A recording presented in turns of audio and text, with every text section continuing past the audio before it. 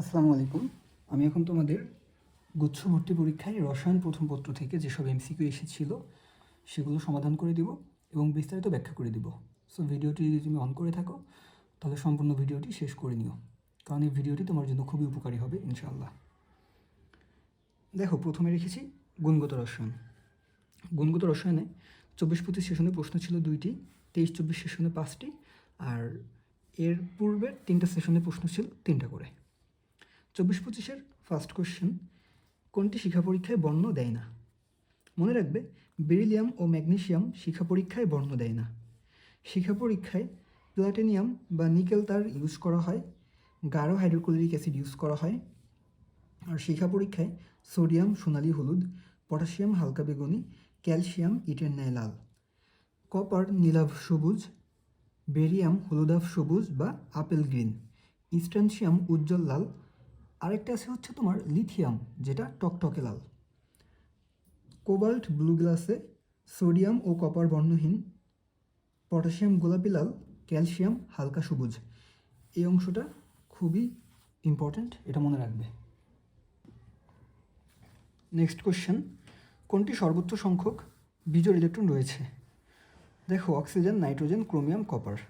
এখানে মনে রাখবে ক্রোমিয়ামের অযুগ্ম বা বিজোড় ইলেকট্রন 6টি।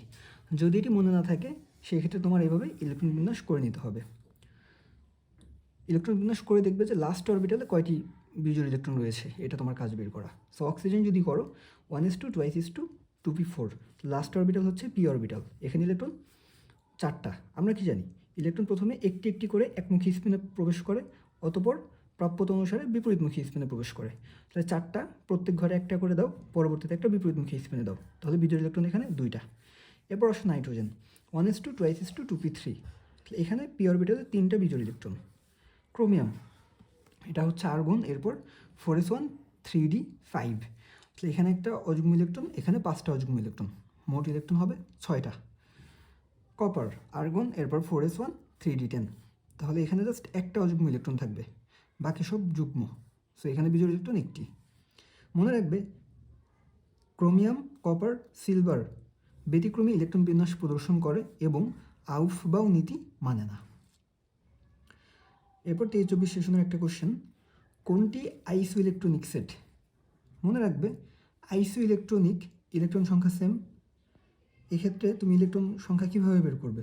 মনে রাখবে, অ্যানায়নের ইলেকট্রন সংখ্যা ইজ ইকুয়াল টু পরমাণুর ইলেকট্রন সংখ্যা প্লাস চার্জ সংখ্যা, আর ক্যাটায়নের ইলেকট্রন সংখ্যা ইজ ইকুয়াল টু পরমাণুর ইলেকট্রন সংখ্যা মাইনাস চার্জ সংখ্যা। অর্থাৎ আয়ন যদি এটি কি পজিটিভ থাকে সেটি মাইনাস করবা, আর আয়ন যদি হচ্ছে এই যে পজিটিভ থাকে, আয়ন যদি পজিটিভ থাকে মাইনাস, আর নেগেটিভ থাকলে প্লাস করবা। সেখানে দেখো আয়রন, ফেরাস আয়ন, তাহলে এটা কি প্লাস আকারে আছে, এটাকে মাইনাস করবা। আয়রন ইলেকট্রন 26টা, তাহলে 26 মাইনাস 2 24। এরপর দেখো সোডিয়াম, সোডিয়ামের ইলেকট্রন 11টা, তাহলে এখানে +1, তাহলে কী হবে -1, তাহলে 11 - 1 10, তাহলে এটা বাদ। পরবর্তী অপশনটা দেখো, ক্যালসিয়াম 2+, তাহলে ক্যালসিয়ামের ইলেকট্রন 20টা, এখানে 2+, তাহলে 2 মাইনাস করবা, তাহলে 20 - 2 কত হবে 18। এবার দেখো পটাশিয়াম প্লাস, পটাশিয়ামের ইলেকট্রন 19টা, আর এখানে +1, তাহলে 19 - 1 18। এরপর ক্লোরাইড আয়ন, ক্লোরিনের ইলেকট্রন 17টা, এখানে মাইনাস আছে, তাহলে এটা প্লাস করবা, তাহলে 17 + 1 18। এরপর তোমার সালফার 2 মাইনাস, তাহলে সালফারের ইলেকট্রন 16টা, 2 মাইনাস, তাহলে কী করবা 2 প্লাস করবা, তাহলে 16 + 2 কত হয়ে যাবে 18 হয়ে যাবে, তাহলে এটা তোমার অ্যান্সার। তো এগুলো আসলে এভাবেই করবা।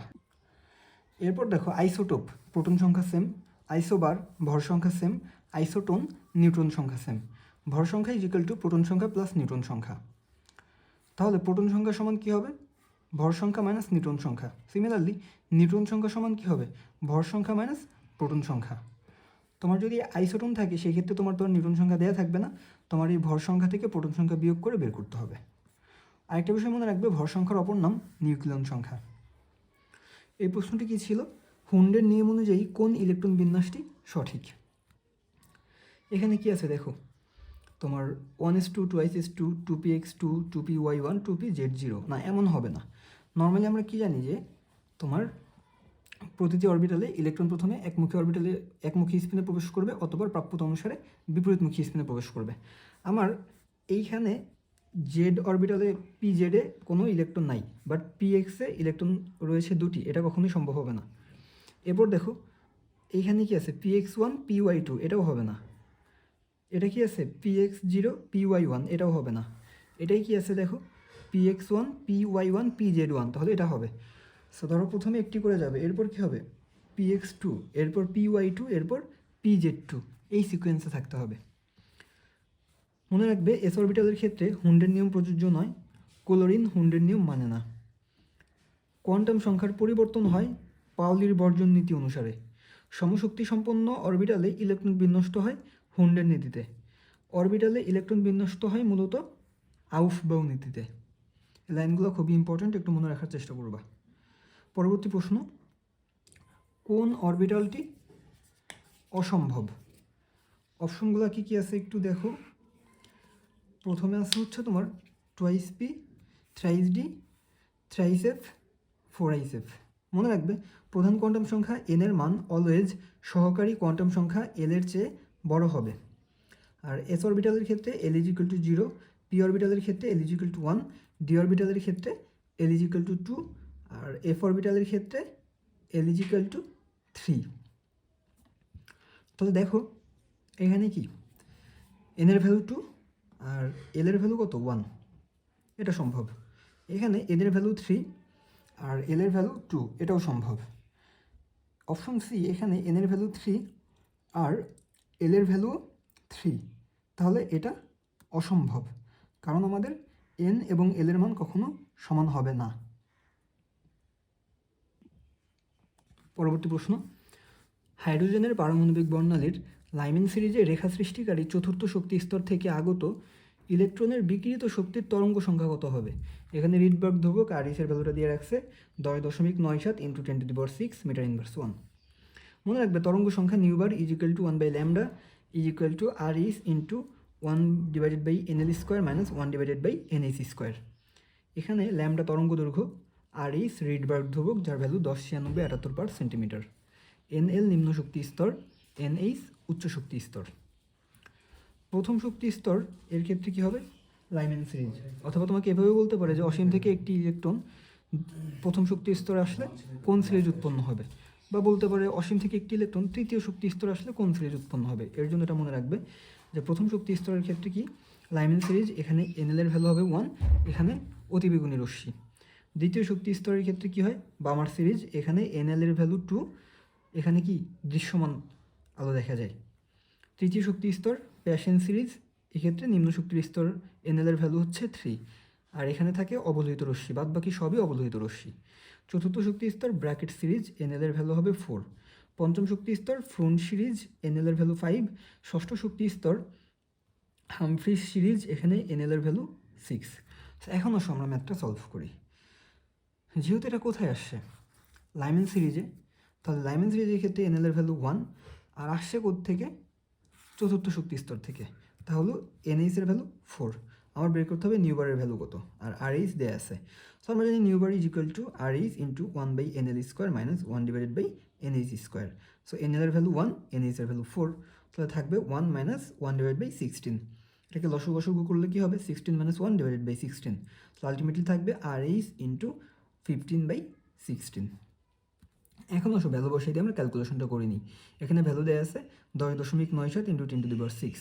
আমরা দশমিককে ভগ্নাংশে কনভার্ট করি কীভাবে, দশমিকের জন্য একটা 1, আর দশমিকের পরে যতগুলো সংখ্যা থাকবে ততগুলো 0, তাহলে হয়ে যাবে 1097/100। তাহলে কি থাকবে দেখো, এখানে 100 মানে কি 10², আর এখানে কি 10⁶। তাহলে ভাগের বেলায় পাওয়ার কি হয়, বিয়োগ, তাহলে 6 বিয়োগ 2 হবে হচ্ছে 4, তাহলে এখানে থাকবে 10⁴। আর উপরে থাকবে তাহলে 1097 গুণ হচ্ছে এই যে 15 এটা, আর নিচে শুধু 16। এটাকে গুণ করলে কত হয় দেখো, 1097 গুণ 15, এটাকে গুণ করলে হবে 16,455, এটা লিখলাম /16। সো এটাকে আমরা এখানে মুখোমুখি ক্যালকুলেশন করতে পারি, আর যদি তোমার প্রবলেম হয় সেক্ষেত্রে তুমি এটা এইভাবেও তোমার কোশ্চেনের সাইডে করে নিতে পারো। সো এটা করলে তোমার যেটা অ্যান্সার হবে সেটা হচ্ছে যে 10.28 × 10⁶।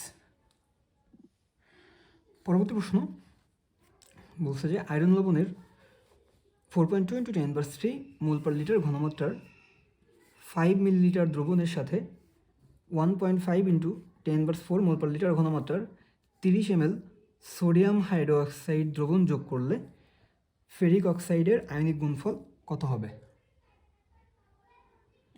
আচ্ছা, এটা 5 ml হবে না, এটা হবে হচ্ছে 50 ml।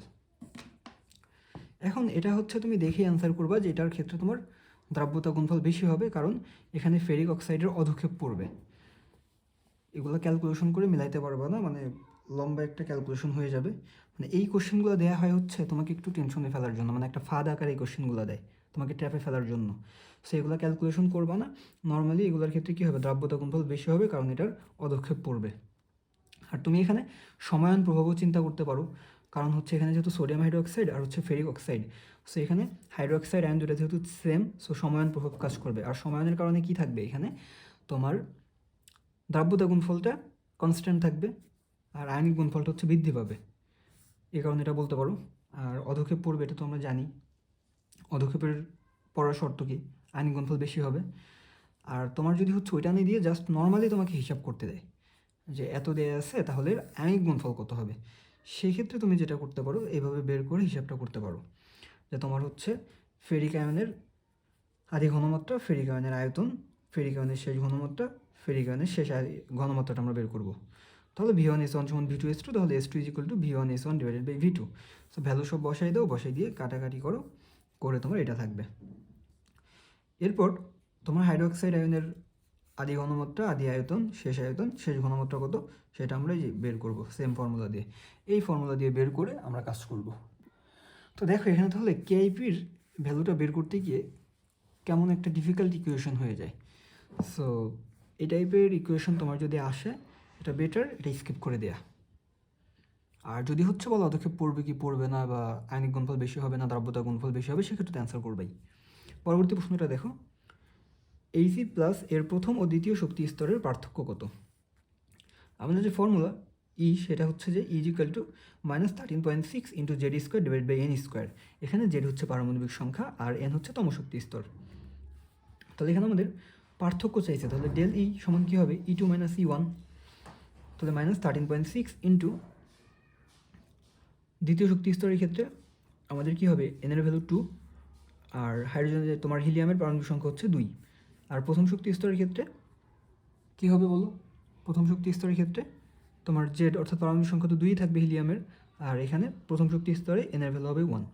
তাহলে এটা ক্যালকুলেশন করলে যেটা থাকবে তোমার 40.8। এই দুইটা কাজ আর কি একসাথে করছি। আর তুমি চাইলে এটাকে দুইটা আলাদাভাবে করে নিতে পারো, যে দ্বিতীয় শক্তি স্তরের ক্ষেত্রে শক্তি, এরপর প্রথম শক্তি স্তরের ক্ষেত্রে শক্তি, দেন দুটা বিয়োগ করতে পারো।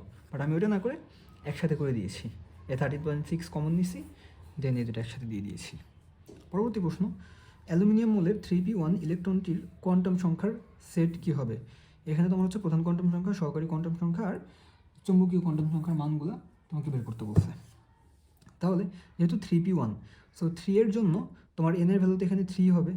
সো 3 প্রথমে আছে এইটার আর এইটার, তাহলে এই দুইটা থাকবে, বাকি দুইটা বাদ।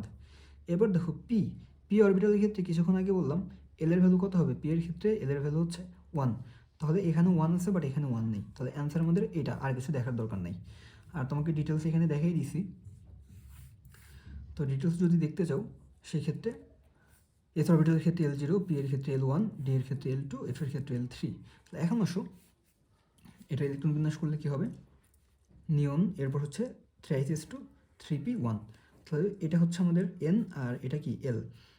আর এরপর আসো এম বের করতে হবে। এম কীভাবে বের করবে, নর্মালি আমরা যেটা জানি, আমরা মাঝেরটাকে শূন্য ধরি, আর এর বাম দিকেরগুলোকে -1 -2, আর ডান দিকেরগুলোকে +1 +2 আকারে লিখি। বাট এইখানে দেখো এই অপশনটা -1 নাই, তোমার তো আলটিমেটলি এটা হওয়ার কথা ছিল -1। তো সেটা কীভাবে হয়েছে, সেটা হচ্ছে আমাদের প্রচলিত বইতে এটাই রয়েছে। বাট কিছু বই আছে যেখানে তোমার জিরোর বাম দিকেরগুলোকে +1 +2 আকারে লেখা হয়, আর জিরোর ডান দিকেরগুলোকে -1 -2 আকারে লেখা হয়। ওইটা বিবেচনা করলে এটা হয় +1। সো এটাই তোমার কাঙ্ক্ষিত অ্যান্সার। পরবর্তী প্রশ্ন, এমআরআই প্রযুক্তিতে কোন বর্ণালিমিতি পদ্ধতি প্রয়োগ করা হয়? মনে রাখবে এমআরআই এনএমআর সক্রিয় আর এনএমআরটা কী হবে, তোমার বিজোড় সংখ্যক প্রোটন বা নিউট্রনযুক্ত পরমাণু এনএমআর সক্রিয় হয়, তাহলে অ্যান্সার হবে এনএমআর। রক্ত, টিউমার, লিগামেন্ট এই কথাগুলো থাকলে কী হবে, এমআরআই। যেমন যদি বলে মস্তিষ্কের টিউমার শনাক্তকরণে কী ইউজ করা হয়, এমআরআই। এমআরআই যন্ত্রে রেডিও ওয়েভ ইউজ করা হয়। এমআরআই এর ফুল মিনিং কি? Magnetic resonance imaging. এরপর আছে বিজোড় ইলেকট্রনযুক্ত অণু কোনটি? দেখো, বিজোড় ইলেকট্রনযুক্ত অণু এভাবে যদি অপশন থাকে সেক্ষেত্রে যেটা করবা, মোট কতগুলো ইলেকট্রন আছে সেটা বের করবা। তাহলে খেয়াল করো, এখানে নাইট্রিক অক্সাইড, নাইট্রোজেনের ইলেকট্রন 7টা, অক্সিজেনের ইলেকট্রন 8টা, তাহলে 8 + 7 15। তাহলে এটাই আমাদের অ্যান্সার। তুমি যদি পরেরগুলো দেখতে চাও তাহলে এমন হবে, অক্সিজেনের ইলেকট্রন হচ্ছে 8টা, এখানে অক্সিজেন আছে 2টা, তাহলে 8 × 2 = 16। কার্বন ডাইঅক্সাইড, কার্বনের ইলেকট্রন 6টা, অক্সিজেনের ইলেকট্রন 8টা, আর অক্সিজেন আছে হচ্ছে 2টা, তাহলে 8 × 2, তো টোটাল হবে 6 + 16 = 22। আর হাইড্রোজেন এর ইলেকট্রন 1টা, এখানে আছে হচ্ছে 2টা, তাহলে 1 × 2 = 2। তাহলে বিজোড় ইলেকট্রন কোনটার? হচ্ছে নাইট্রিক অক্সাইডের। নেক্সট কোশ্চেন, পরমাণুতে অরবিটালের ধারণা পাওয়া যায় কোনটি থেকে? মনে রাখবে, পরমাণুতে অরবিটালের ধারণা পাওয়া যায় কোয়ান্টাম বলবিদ্যা থেকে। নেসলার দ্রবণ দ্বারা কোন ক্যাটায়ন শনাক্ত করা হয়? আয়ন শনাক্তকরণ, এটা খুবই ইম্পর্ট্যান্ট। এটা থেকে তুমি যা যা মনে রাখবে আমি সেগুলো লিখে দিয়েছি, তুমি জাস্ট একটু আমার সাথে শুনো কথাগুলো। দেখো, সোডিয়াম শনাক্তকরণের জন্য লাগবে তোমার পটাশিয়াম পাইরোঅ্যান্টিমোনেট K2H2SB2O7। অ্যামোনিয়াম আয়ন শনাক্তকরণের জন্য নেসলার বিকারক, যেটা হচ্ছে K2HgI4, এর সাথে পটাশিয়াম হাইড্রোক্সাইড। আর পটাশিয়াম হাইড্রোক্সাইড না দিয়ে এখানে কখনো কখনো সোডিয়াম হাইড্রোক্সাইড দিতে পারে। ক্যালসিয়াম আয়ন শনাক্তকরণের জন্য লাগবে অ্যামোনিয়াম অক্সালেট। কপার শনাক্তকরণের জন্য লাগবে ক্ষারীয় অ্যামোনিয়াম হাইড্রোক্সাইড। জিঙ্ক আয়ন শনাক্তকরণের জন্য লাগবে potassium ferrocyanide K4FeCN6। Ferrous ion শনাক্তকরণের জন্য same potassium ferrocyanide, but ferric ion শনাক্তকরণের জন্য লাগবে পটাশিয়াম ফেরিসায়ানাইড, এটা হচ্ছে K3FeCN6।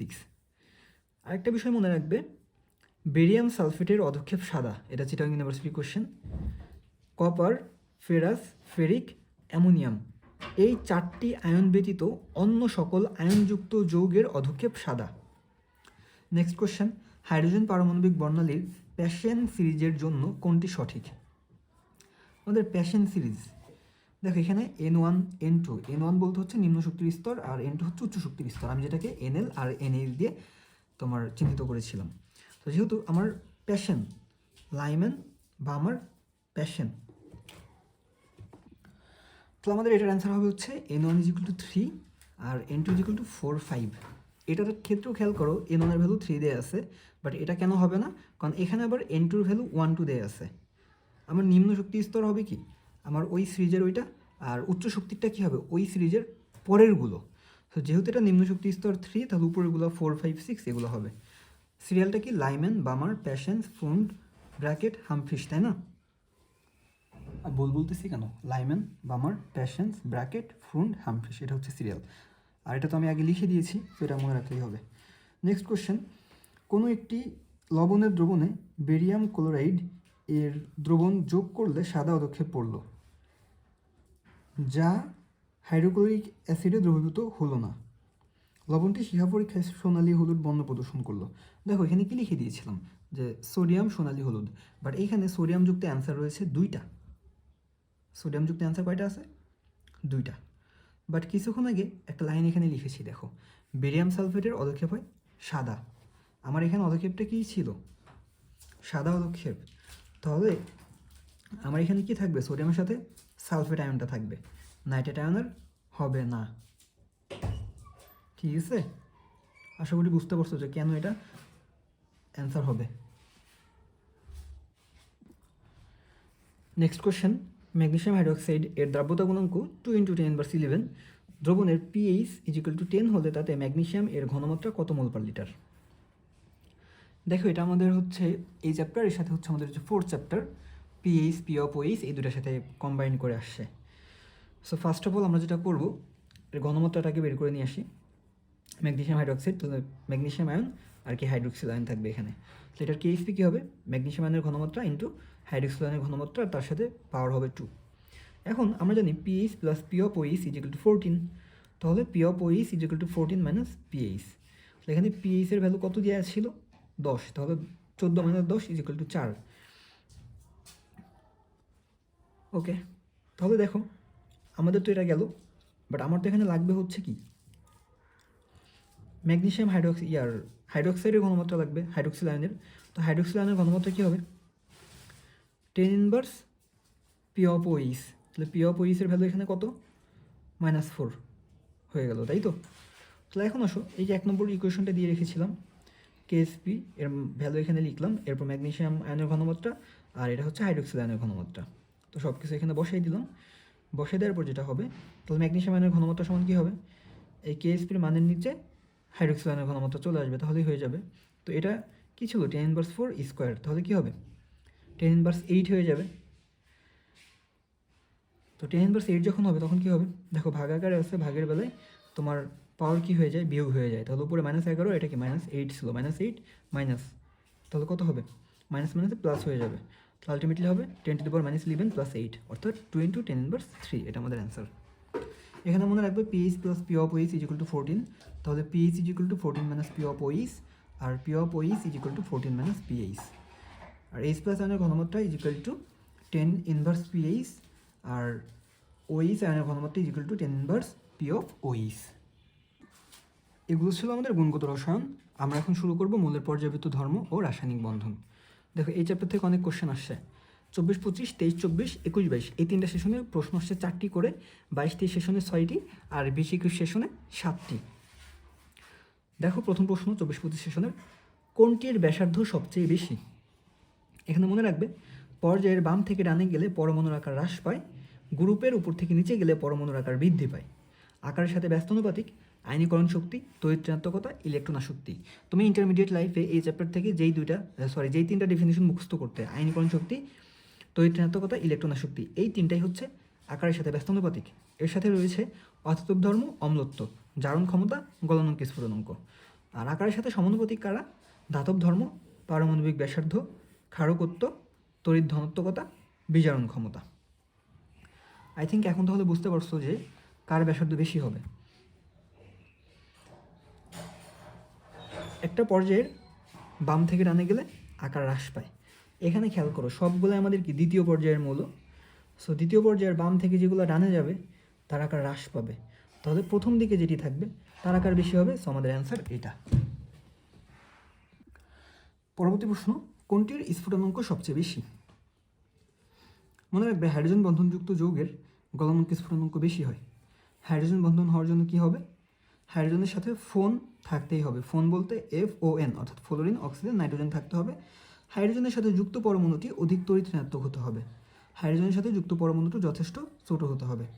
অ্যালকোহল, অ্যামিন, জৈব অ্যাসিড, এরপর হচ্ছে গ্লিসারিন, এরা পানিতে দ্রবীভূত হয় হাইড্রোজেন বন্ধনের মাধ্যমে। আর মিথানলের চেয়ে ইথানলের স্ফুটনাঙ্ক বেশি। তো আমাদের এখানে স্ফুটনাঙ্ক বেশি হবে কোন দুইটার?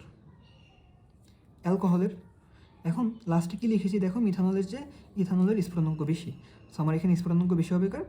অ্যালকোহলের। এটা মনে রাখতে হবে যে তোমার অ্যালকোহল, অ্যামিন, গ্লিসারিন, জৈব অ্যাসিড, এরা পানিতে হাইড্রোজেন বন্ধনের মাধ্যমে দ্রবীভূত হয়। আর যাদের হাইড্রোজেন বন্ধন থাকবে তাদের গলনাঙ্ক স্ফুটনাঙ্ক বেশি হবে। এরপর আবার তোমার মিথানলের চেয়ে ইথানলের স্ফুটনাঙ্ক বেশি। সো অ্যান্সার এখানে ইথানল।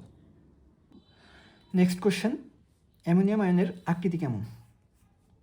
এর জন্য আমার সংকরণটা করতে হবে। তো সংকরণের জন্য মনে রাখবে x = 1/2 × V + M - C, যেখানে x হচ্ছে সংকরণ সংখ্যা, V কেন্দ্রীয় পরমাণুর যোজ্যত স্তরের ইলেকট্রন সংখ্যা, M অণুতে অবস্থিত একযোজী পরমাণুর সংখ্যা, C চার্জ সংখ্যা। দেখো x = 2 হলে সংকরণ হবে sp, আকৃতি হবে সরলরৈখিক, আর বন্ধন কোণ হবে 180 ডিগ্রি। x = 3 হলে sp2 সমতলীয় ত্রিভুজাকার 120 ডিগ্রি। x = 4 হলে sp3 চতুস্তলকীয় 109.5 ডিগ্রি বা 109 ডিগ্রি 28 মিনিট। x = 5 হলে sp3d ত্রিকোণাকার দ্বিপিরামিড। x = 6 হলে sp3d2 অষ্টকতলীয়। x = 7 হলে sp3d3 পঞ্চকোণীয় দ্বিপিরামিড। আর একটা ব্যতিক্রম রয়েছে, সেটা একটু মনে রাখতে হবে, যে তোমার CuNH4 2+, তো টেট্রাঅ্যামিনো কপার আয়নের সংকরণটা হয় DsP2 এবং এর আকৃতি হয় সমতলীয় বর্গাকার। এটা যেহেতু একটু ব্যতিক্রমী, সো এটা একটু মনে রাখবে। এরপর দেখো, আমরা যদি এখন কোশ্চেনটি সলভ করি, সেক্ষেত্রে আমাদের NH4+, তাহলে নাইট্রোজেনের যোজিত স্থির ইলেকট্রন কয়টি? 5টি। যদি তুমি এটা না জেনে থাকো তাহলে এভাবে ইলেকট্রন বিন্যাসটা করে নিবে। আর এর সাথে দেখো হাইড্রোজেনে একযোজী পরমাণু, তাহলে হাইড্রোজেন এখানে কয়টা? 4টা, তাহলে এম এর ভ্যালু 4, এখানে প্লাস, তাহলে চার্জ C = +1, তাহলে x = 1/2 × V plus M minus C, তাহলে ভ্যালুগুলো বসাই দাও, 5 + 4 -+1, তাহলে কী হয়ে যাবে আলটিমেটলি 1/2 × 8 = 4। তাহলে 4 যখন হবে তখন আমার আকৃতি কী হবে, চতুস্থলকীয়, আর চতুস্থলকীয়র ইংলিশ টার্ম হচ্ছে টেট্রাহেড্রাল। নেক্সট কোশ্চেন, কোনটি পোলার অণু? মনে রাখবে পোলার দ্রাবক পানি, H সর্বাধিক পোলার অণু, hydrochloric acid, sulphuric acid, nitric acid এরাও পোলার। আমাদের যে তিনটা তীব্র acid, hydrochloric acid, sulphuric acid, nitric acid, এরা সবাই পোলার। অ্যালকোহল, অ্যামোনিয়া, অ্যাসিটন এরাও পোলার দ্রাবক। আয়নিক যৌগের সমযোজী বৈশিষ্ট্য হচ্ছে পোলারিটি। এখানে ΔEn হচ্ছে তড়িৎ ঋণাত্মকতার পার্থক্য। এই তড়িৎ ঋণাত্মকতার পার্থক্য 0 হলে বিশুদ্ধ সমযোজী, তড়িৎ ঋণাত্মকতার পার্থক্য 0.5 কম হলে অপোলার সমযোজী। তোমার তড়িৎ ঋণাত্মকতার পার্থক্য যদি 0.5 বেশি হয় এবং 1.9 কম হয় সেক্ষেত্রে সেটি পোলার সমযোজী। আর তড়িৎ ঋণাত্মকতার পার্থক্য যদি 1.9 বেশি হয় সেক্ষেত্রে প্রায় আয়নিক হয়ে যাবে যৌগটি। তড়িৎ ঋণাত্মকতার মান, আমাদের lithium, beryllium, boron, carbon, nitrogen, oxygen, fluorine এদের মান প্রতিটায় 0.5 করে বাড়বে, অর্থাৎ 1, 1.5, 2, 2.5, 3, 3.5, 4, অর্থাৎ লিথিয়াম থেকে ফ্লোরিন পর্যন্ত তুমি অনায়াসে মনে রাখতে পারবে যে লিথিয়ামের 1, এরপর ফ্লোরিন পর্যন্ত সবগুলোর ভ্যালু 0.5 করে বৃদ্ধি পাবে। আর মনে রাখবে ফ্লোরিন হচ্ছে সর্বাধিক তড়িৎ ঋণাত্মক মৌল। এরপর এক্সট্রা আরও কিছু মনে রাখতে হয়, সেটা হচ্ছে সোডিয়াম 0.9, হাইড্রোজেন, ফসফরাস এই দুটারই 2.1, আয়োডিন 2.5, ব্রোমিন 2.8 আর ক্লোরিন হচ্ছে 3। মোটামুটি এই কয়েকটা মনে রাখলেই তুমি এই টাইপের কোশ্চেনগুলো অ্যান্সার করতে পারবা। এখন আসো কার্বন আর অক্সিজেন, এই দুটা তড়িৎ ঋণাত্মকতার পার্থক্য কত হবে বলো?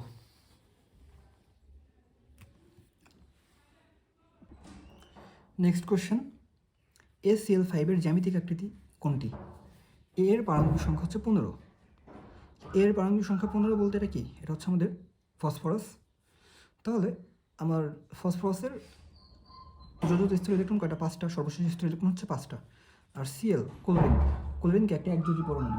তাহলে এখানে তোমার কি হবে, 5 + 5, আর এখানে কোনো চার্জ নাই, তাহলে চার্জের টার্ম এখানে থাকবে না। তাহলে 5 + 5 10, 10/2, 10/2 কত হয়? 5। তাহলে যখন আমাদের সংকরণ সংখ্যা 5 হয় তখন তার আকৃতি কী হয়? ত্রিকোণীয় দ্বিপিরামিড। আচ্ছা, এটার ব্যাখ্যা রেকর্ড হয় নাই। দেখো, প্রথমে কার্বন ডাইঅক্সাইড তুমি যদি এইভাবে করো দেখবে কার্বনের হচ্ছে 2.5 আর হচ্ছে তোমার অক্সিজেন 3.5। সো দুইটার বিয়োগফল কত হয়? 1।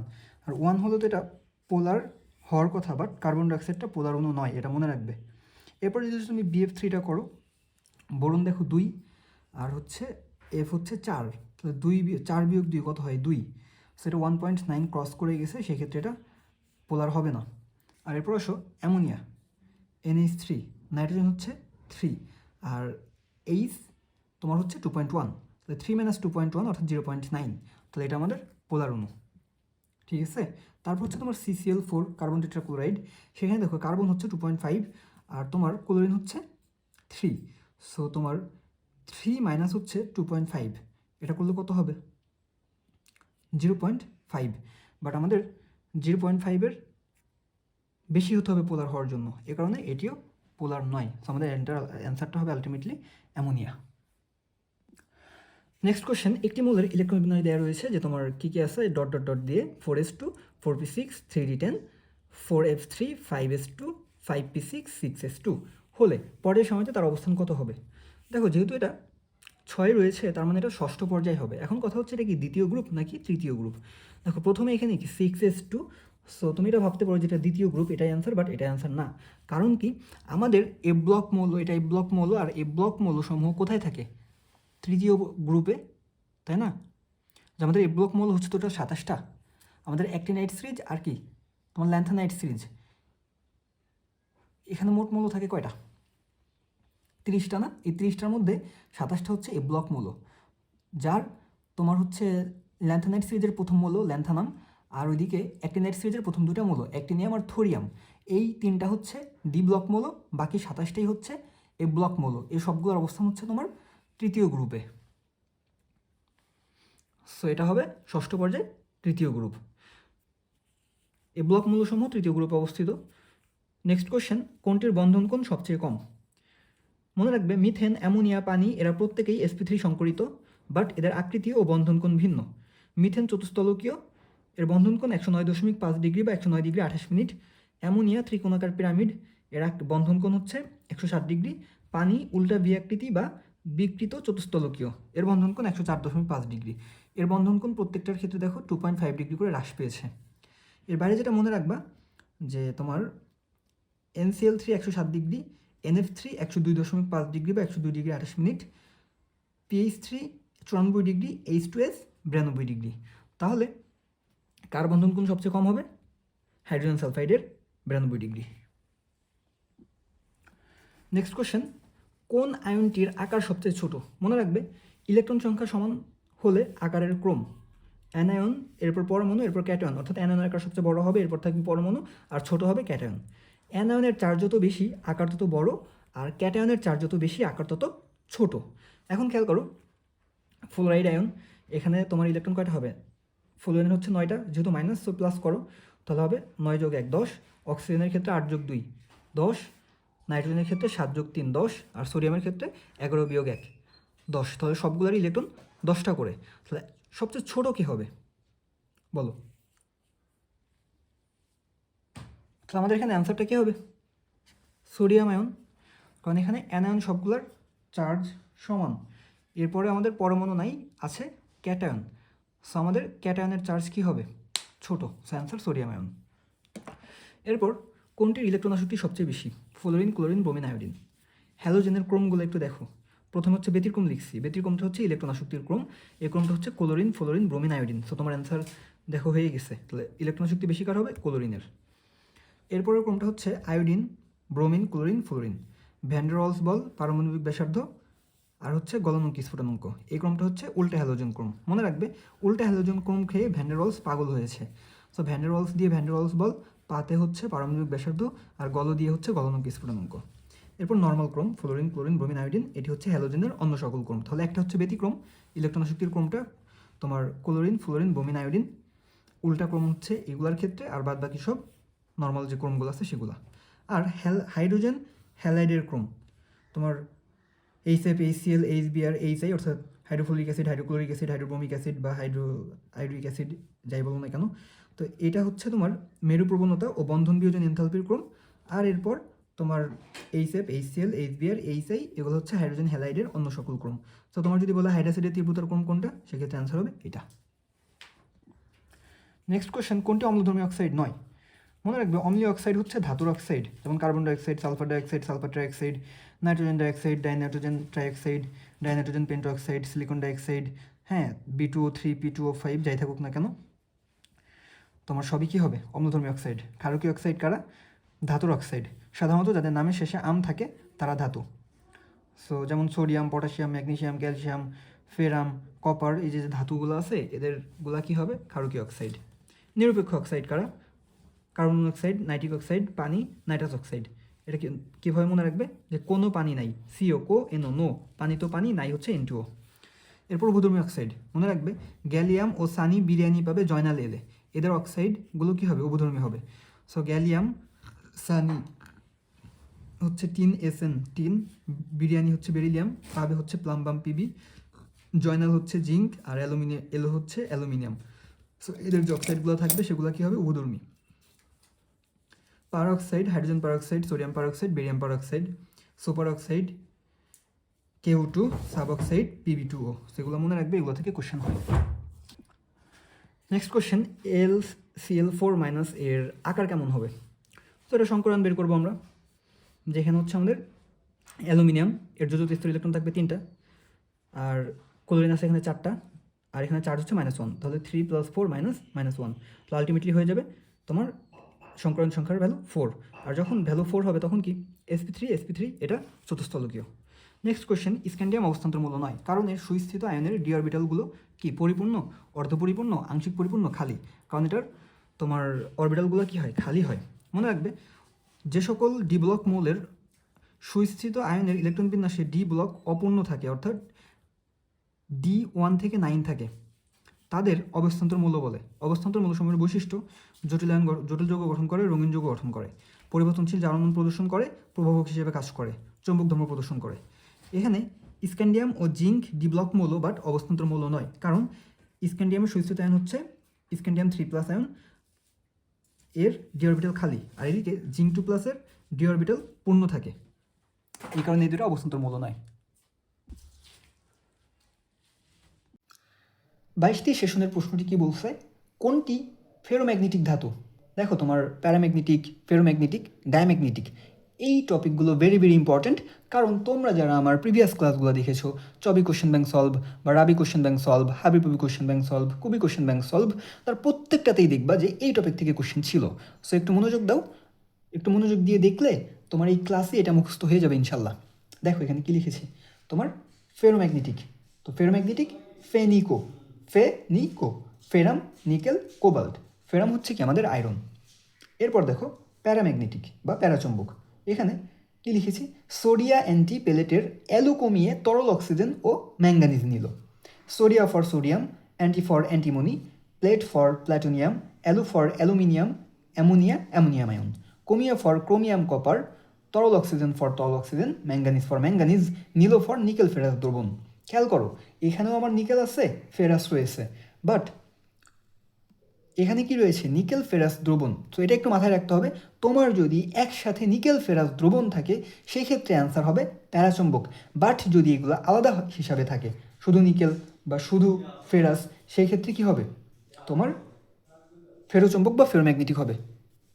এখন আসো ডায়াচম্বক, এখানে কি লিখেছি বাকি সব, আমি যেহেতু তোমার ফেরোচম্বক পড়েছি, প্যারাচম্বক পড়েছি, তাহলে বাকিগুলো কি হবে, ডায়াচম্বক। সাধারণত তোমার এগুলো দিয়েই তোমার কাজ হয়ে যায়, বাট যদি একটু ডিপে যেতে চাই সেক্ষেত্রে এইভাবে তোমার একটু মনে রাখতে হবে এগুলো, যে ফেরোচম্বক এটার বৈশিষ্ট্য কি, তীব্র আকর্ষণ, প্যারাচম্বক মৃদু আকর্ষণ, আর ডায়াচম্বক মৃদু বিকর্ষণ। এটার এক্সাম্পলগুলো তোমার ফেরাম, নিকেল, কোবাল্ট। আর এই ক্ষেত্রে দেখো প্যারাচম্বকে কী হয়, তোমার একমুখী স্পিন তথা অযুগ্ম ইলেকট্রন থাকে, এখানে ইলেকট্রন বিন্যাস করলে তুমি এটি পাবে। আমরা কি বলি, সিঙ্গেল লাইফ প্যারাময়, তাই না? যে কারণে আমরা হচ্ছে বিয়ে করতে চাই বা অনেক রিলেশনশিপে যেতে চাও, কারণ বলা হচ্ছে সিঙ্গেল লাইফ অনেক প্যারা, এই সমস্যা ওই সমস্যা, এই কারণে এটা দিয়ে মনে রাখবে সিঙ্গেল লাইফ প্যারাময়। এটার কিছু এক্সাম্পল দিয়ে রেখেছি, sodium, aluminium, manganese, chromium, copper ইত্যাদি। এরপর হচ্ছে তোমার ডায়াচম্বক, এখানে কি থাকবে, তোমার উভমুখী স্পিন অর্থাৎ যুগ্ম ইলেকট্রন থাকবে, মনে রাখবে ডাবল ডায়া। সো সিঙ্গেল, প্যারা, ডাবল, ডায়া হয়ে গেল। এটার এক্সাম্পল দেখো zinc, zinc ion, titanium ion. তো এটা জাস্ট তুমি ইলেকট্রন বিন্যাস করলেই হবে। মনে রাখবে ইলেকট্রন বিন্যাস করে যদি দেখা যায় লাস্ট অরবিটালে একমুখী স্পিন ইলেকট্রন রয়েছে, অর্থাৎ বিজোড় বা অযুগ্ম ইলেকট্রন রয়েছে, তাহলে প্যারাচম্বক। একমুখী স্পিনে ইলেকট্রন সংখ্যা যত বেশি থাকবে সেই মৌল তত বেশি প্যারাম্যাগনেটিক হবে। এই লাইনটা কেন লিখেছি, যখন তোমার অপশনে দুইটা প্যারাম্যাগনেটিক দেয়া থাকবে সেক্ষেত্রে তুমি কোনটা অ্যান্সার করবা, সেক্ষেত্রে তুমি ইলেকট্রন বিন্যাসটা করবা, লাস্ট অরবিটালে দেখবা কার ক্ষেত্রে অধিক সংখ্যক বিজোড় ইলেকট্রন রয়েছে, সেটি তোমার অ্যান্সার। এরপর লাস্ট অরবিটালে উভমুখী স্পিনে ইলেকট্রন রয়েছে, অর্থাৎ ইলেকট্রন যুগ্ম অবস্থায় রয়েছে, তাহলে সেটি কী হবে, ডায়াম্যাগনেটিক হবে।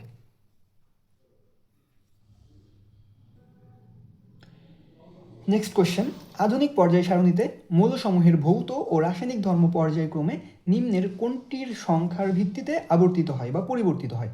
মনে রাখবে পর্যায় সারণীর মূল ভিত্তি ইলেকট্রন বিন্যাস, বাট অপশনে ইলেকট্রন বিন্যাস না থাকলে পারমাণবিক সংখ্যা দেখাবো। মূলত পারমাণবিক সংখ্যা বৃদ্ধির সাথে মৌলসমূহের ভৌত ও রাসায়নিক ধর্মাবলী পর্যায়ক্রমে আবর্তিত হয়। যে কোনো মৌলের প্রোটন সংখ্যা ও ইলেকট্রন সংখ্যা সমান। এখন না অপশনে কি আছে, neutron, proton, proton neutron, electron neutron, তাহলে অ্যান্সার প্রোটন। নেক্সট কোয়েশ্চেন, বরফের মধ্যে কী কী বন্ধন থাকে? দেখো এই যে কোশ্চেনগুলো হচ্ছে এগুলো দেখবে আমি আগে অলরেডি পড়িয়ে ফেলেছি, তোমার যখন চবি, রাবি, হাবিবুবি, কুবি এগুলোর কোশ্চেন সলভ করে দিয়েছি তখন এগুলো আমি লিখে দিয়েছি। এই যে বরফের কোশ্চেন বা আরও যা যা পড়াচ্ছি দেখবা অধিকাংশই ওই ক্লাসগুলোয় তুমি পেয়ে যাচ্ছ। সো তোমার কাজ হচ্ছে, তুমি যদি আমার প্রিভিয়াস ক্লাসগুলো না করে থাকো, তুমি তাহলে আমার প্রিভিয়াস ক্লাসগুলো করে নিবে, তাহলে দেখবে তোমার কেমিস্ট্রি বলো বা ফিজিক্স বলো তোমার অনেক ভালো একটা প্রিপারেশন হয়ে যাবে। সো এখন আসো, এই বরফে হাইড্রোজেন ও সন্নিবেশ এই দুই ধরনের বন্ধন রয়েছে। বরফের কেলাস গঠনটিতে ষড়ভুজীয় বলয় তৈরি হয়। একটি পানি অণুকে মুক্ত করতে 4টি হাইড্রোজেন বন্ধন থাকতে হয়। হাইড্রোনিয়াম আয়নে সমযোজী ও সন্নিবেশ এই দুই ধরনের বন্ধন রয়েছে।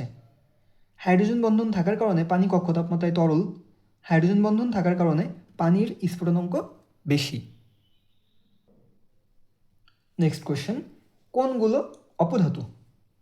দেখো অপধাতু বা উপধাতু এগুলা কারা? এগুলো হচ্ছে boron, silicon, germanium, arsenic, antimony, tellurium, astatine. এটা কি দিয়ে মনে রাখতে পারো? জার্মেনিয়াম অ্যান্টি ছিল আর্সেনিক থেকে বড় আস্তিক। এটা তো বুঝো আস্তিক আর হচ্ছে নাস্তিক, তাই না? সো এটা দিয়ে একটা নিউমোনিক লিখেছি যে জার্মেনিয়াম অ্যান্টি ছিল আর্সেনিকের চেয়ে বড় আস্তিক।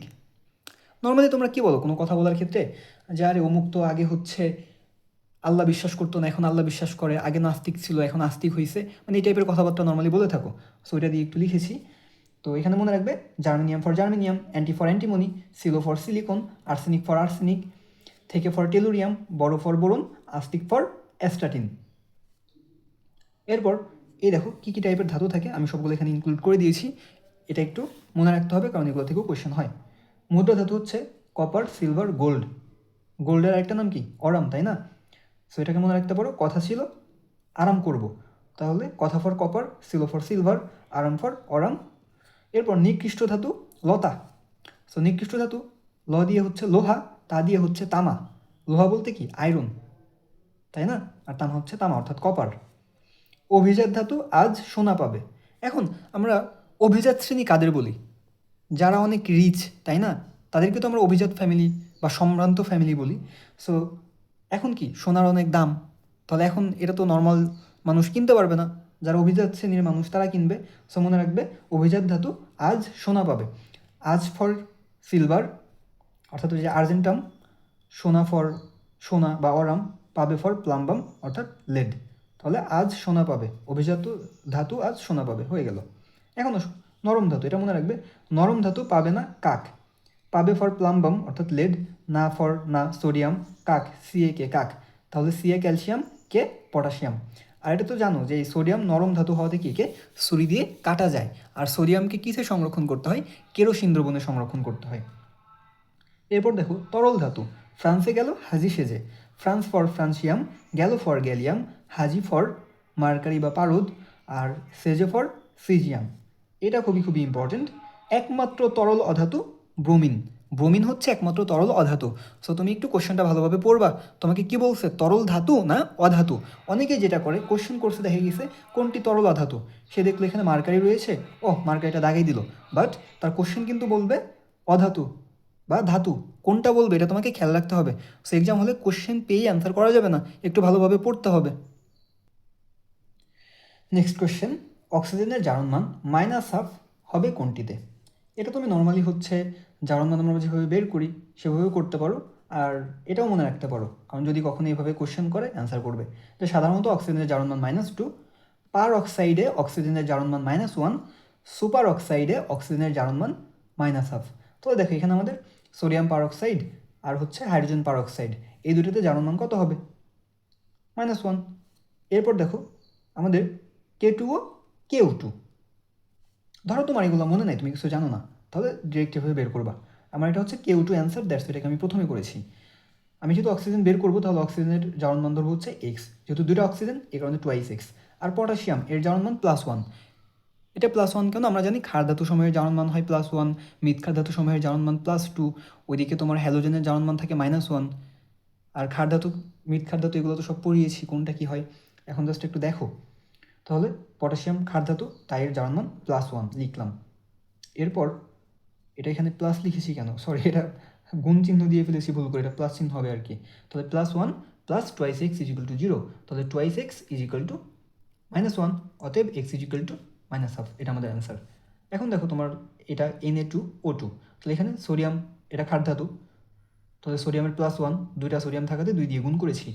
আর অক্সিজেনের জারণমান ধরেছি x, দুইটা অক্সিজেন হওয়াতে 2x, তাহলে 2 + 2x = 0 বা 2x = -2, অতএব x = -1। এখন আসো H2O2, হাইড্রোজেন ক্ষার ধাতু, এর জারণমান তাহলে +1, দুইটা হাইড্রোজেন হওয়াতে 2 দিয়ে গুণ, অক্সিজেনের জারণমান x, দুইটা অক্সিজেনের জন্য 2x, তাহলে এখানে পাবো 2 + 2x = 0 বা 2x = -2, অতএব x = -1।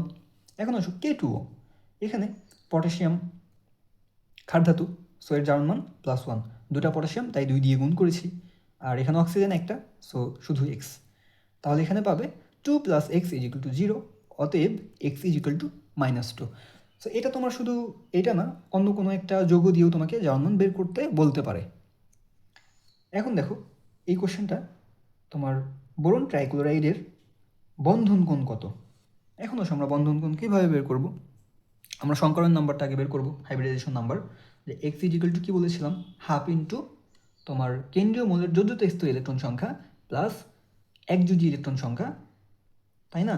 সাথে চার্জ সংখ্যা ছিল, বাট এখানে যেহেতু চার্জ নাই, সো চার্জের দরকার নেই। তাহলে হাফ ইন্টু কেন্দ্রীয় পরমাণু, এখানে কে? বোরন। বোরনের ইলেকট্রন কয়টা? 5টা। তাহলে যোজ্যতা স্তরীয় ইলেকট্রন কয়টা থাকবে? 3টা, কারণ 1s2 twice s2 twice p1। তাহলে এখানে আমার দ্বিতীয় শক্তি স্তরীয় ইলেকট্রন থাকবে 3টা, এই সেই 3। আর এখানে ক্লোরিন কি? একটা একযোজী পরমাণু, সো ক্লোরিন এখানে কয়টা আছে? 3টা, এই কারণে এখানে 3 যোগ করেছি। তাহলে 3 যোগ 3 কত হবে? 6। এখন 6/2 কত হবে? 3। এখন হাইব্রিডাইজেশন নাম্বার 3 হলে কি হয়? sp2, সেক্ষেত্রে বন্ধন কোণ 120 ডিগ্রি। এটা আমাদের অ্যান্সার। আর এগুলো তো সব করিয়ে দিয়েছি আগেই, তাই না? দেখো এই টাইপগুলো খুব ইম্পর্টেন্ট, তোমরা আমার আগের ক্লাসগুলো অবশ্যই দেখবা। এগুলো দেখলে দেখবা তোমার জিএসটিতে ইনশাল্লাহ ভালো একটা এক্সাম হয়ে যাবে। এখন আসো, কোনটি উভধর্মী অক্সাইড? দেখো এই টাইপ থেকে কোশ্চেন আবার আসছে। সো উভধর্মী অক্সাইড, নিরপেক্ষ অক্সাইড, অম্লীয় অক্সাইড, ক্ষারকীয় oxide, sub oxide, super oxide, এগুলা দেখে সূরা ফাতিহার মতো মুখস্থ করে ফেলবা। কপাল ভালো থাকলে কোশ্চেন চলে আসবে। এখানে বলছে H2S-এর এখানে বন্ধন কোণ কত? 92 ডিগ্রি লিখে দিয়েছিলাম, তাই না? H2S, pH3, তারপর হচ্ছে মিথেন, অ্যামোনিয়া, পানি সহ বেশ কয়েকটা লিখে দিয়েছি। এগুলো মনে রাখতে হবে, কারণ এগুলো থেকে কোশ্চেন হওয়ার সম্ভাবনা আছে। নেক্সট কোশ্চেন, কোনটিতে আন্তঃআণবিক হাইড্রোজেন বন্ধন তৈরি হয়? এখানে দেখো, এটার জন্য একটু মনে রাখবে, ফেনল। এটা কি? আমার বেঞ্জিনের সাথে কি থাকে? একটা হাইড্রোক্সিল মূলক, সেটা কি হয়ে যায়? ফেনল। এখন এই যে আমাদের বেঞ্জিন, এখানে এই যে প্রথম হাত যেটা, এটা 1, এরপর 2, এরপর 3, এরপর 4, এরপর 5, এরপর 6, এই যে 6টা পজিশন, এই পজিশনের মধ্যে 2 আর 6 এই দুটো পজিশন হচ্ছে অর্থ, এরপর 3 আর 5 এই দুটো হচ্ছে মেটা, এরপর যে 4 নম্বর পজিশনটা হচ্ছে প্যারা। এখন অর্থ নাইট্রোফেনল অন্তঃআণবিক হাইড্রোজেন বন্ধন, প্যারা নাইট্রোফেনল আন্তঃআণবিক হাইড্রোজেন বন্ধন। আমার কোশ্চেন কি চেয়েছে? আন্তঃআণবিক হাইড্রোজেন বন্ধন। আর আন্তঃআণবিক হাইড্রোজেন বন্ধন কোথায় আছে? প্যারা নাইট্রোফেনলে। এখন প্যারা মানে কত নম্বর পজিশন? প্যারা মানে 4 নম্বর পজিশন। তাহলে অ্যান্সারটা কী হবে? 4 নাইট্রোফেনল হয়ে গেল। এর সাথে মনে রাখবে, ফেনল মৃদু অম্লধর্মী। ফেনল শনাক্তকরণ পরীক্ষা, ফেরিক ক্লোরাইড দ্রবণ পরীক্ষা, লিভারম্যান পরীক্ষা, ব্রোমিন পানি পরীক্ষা। এই যৌগ পড়ে দিলাম একটু। আচ্ছা যাই হোক, দেখো নেক্সট কোয়েশ্চেন, এক্স এবং ওয়াই পরমাণুদ্বয়ের সর্ববহিস্থ স্তরে যথাক্রমে 3টি ও 6টি ইলেকট্রন আছে। এক্স ও ওয়াই দিয়ে গঠিত যৌগের সংকেত কী হবে?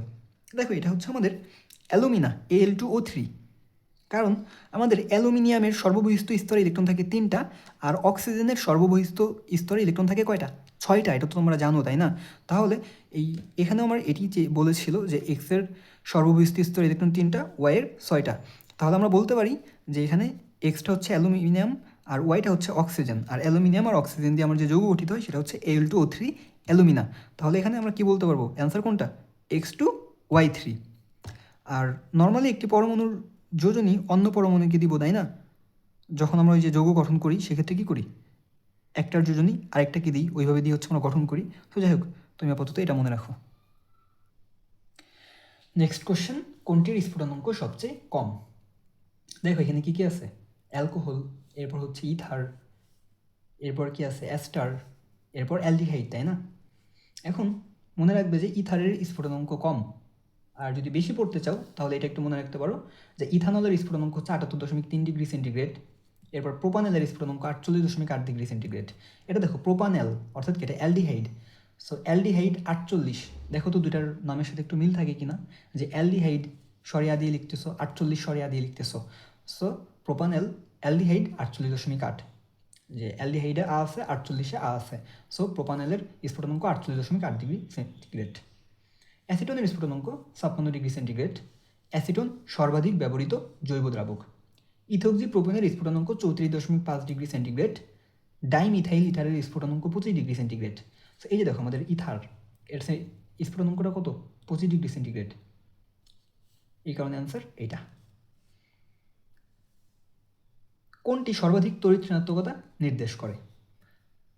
তোমাদের আমি ইতিমধ্যে পড়িয়ে ফেলেছি যে সর্বাধিক তড়িৎ ঋণাত্মক মৌলকে ফ্লোরিন, কারণ তোমাকে যে আমি তড়িৎ ঋণাত্মকতার মান লিখে দিয়েছিলাম, সেখানে সবচেয়ে বেশি ছিল কার? ফ্লোরিনের, যার মান ছিল কত? 4। তাহলে ফ্লোরিন সর্বাধিক তড়িৎ ঋণাত্মক মৌল, আর ফ্লোরিনের ইলেকট্রন বিন্যাসটা কী হবে তাহলে? 1:2 2:2 2p5, যেটা এখানে প্রথমেই রয়েছে। Next question, CH2 double bond CH2a carbon পরমাণু sp2 সংকরিত এবং অসংকরিত অরবিটাল দ্বয়ের মধ্যবর্তী কোণের মান কত ডিগ্রি হবে? এটা হচ্ছে 90 ডিগ্রি, এই দুটার মধ্যে মুখস্থ জিনিস। বাট এই কোশ্চেনটা তুমি হয়তো দেখি চিন্তা করতে পারো, আচ্ছা এটা sp2 বলছে, ওকে ফাইন, তাহলে অ্যান্সার 120 ডিগ্রি। বাট এমন কিন্তু হবে না। এই কারণেই বলি, কোশ্চেন পাওয়ার পর পুরো কোশ্চেনটা ভালোভাবে পড়বা, এরপরে অ্যান্সার করবা। এটার জন্য কিছু জিনিস একসাথে লিখে দিয়েছি, এটা মনে রাখবে। এটা থেকে প্রশ্ন আসার সম্ভাবনা রয়েছে, হয়তো পর্যায়বৃত্ত ধর্ম অথবা ওইদিকে জৈব রসায়ন, দুইটার যে কোনো একটা থেকে এই অংশ থেকে কোশ্চেন পাবা ইনশাল্লাহ। এই অংশ আমি জৈব রসায়নে পড়াই নেই, যে কারণে এখানে পড়াই দিচ্ছি। দেখো, সাধারণ সংকেত অ্যালকেনের ক্ষেত্রে CnH2n+2, অ্যালকেনের ক্ষেত্রে CnH2n, আর অ্যালকাইনের ক্ষেত্রে CnH2n-2। তোমরা এটা জানো সবাই, অ্যালকেনের সাধারণ সংকেতগুলো জানো। এরপর দেখো বন্ধন, অ্যালকেন একক বন্ধন, অ্যালকেনে কার্বন কার্বন দ্বিবন্ধন, অ্যালকাইনে কার্বন কার্বন ত্রিবন্ধন। সংকরণের ক্ষেত্রে কী হবে? অ্যালকেন sp3 সংকরিত, অ্যালকেন sp2, অ্যালকাইন sp সংকরিত।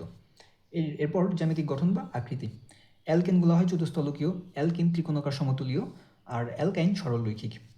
অ্যালকেনের বন্ধন কোণ 109.5 ডিগ্রি বা 109 degree 28 minute, alkene 120 degree, alkyne 180 degree. Carbon carbon বন্ধন দূরত্ব যদি দেখো, অ্যালকেনের ক্ষেত্রে 0.154 nanometre, alkene 0.134 nanometre, alkyne 0.130 nanometre. So তুমি এটাকে এভাবে না পড়ে ডিরেক্ট মনে রাখবে 154, 134, 120 ন্যানোমিটার, ঠিক আছে? এরপর কার্বন হাইড্রোজেন বন্ধন দূরত্ব, এটা মনে রাখবা, অ্যালকেনের ক্ষেত্রে 110, অ্যালকিন 109, অ্যালকাইন 106।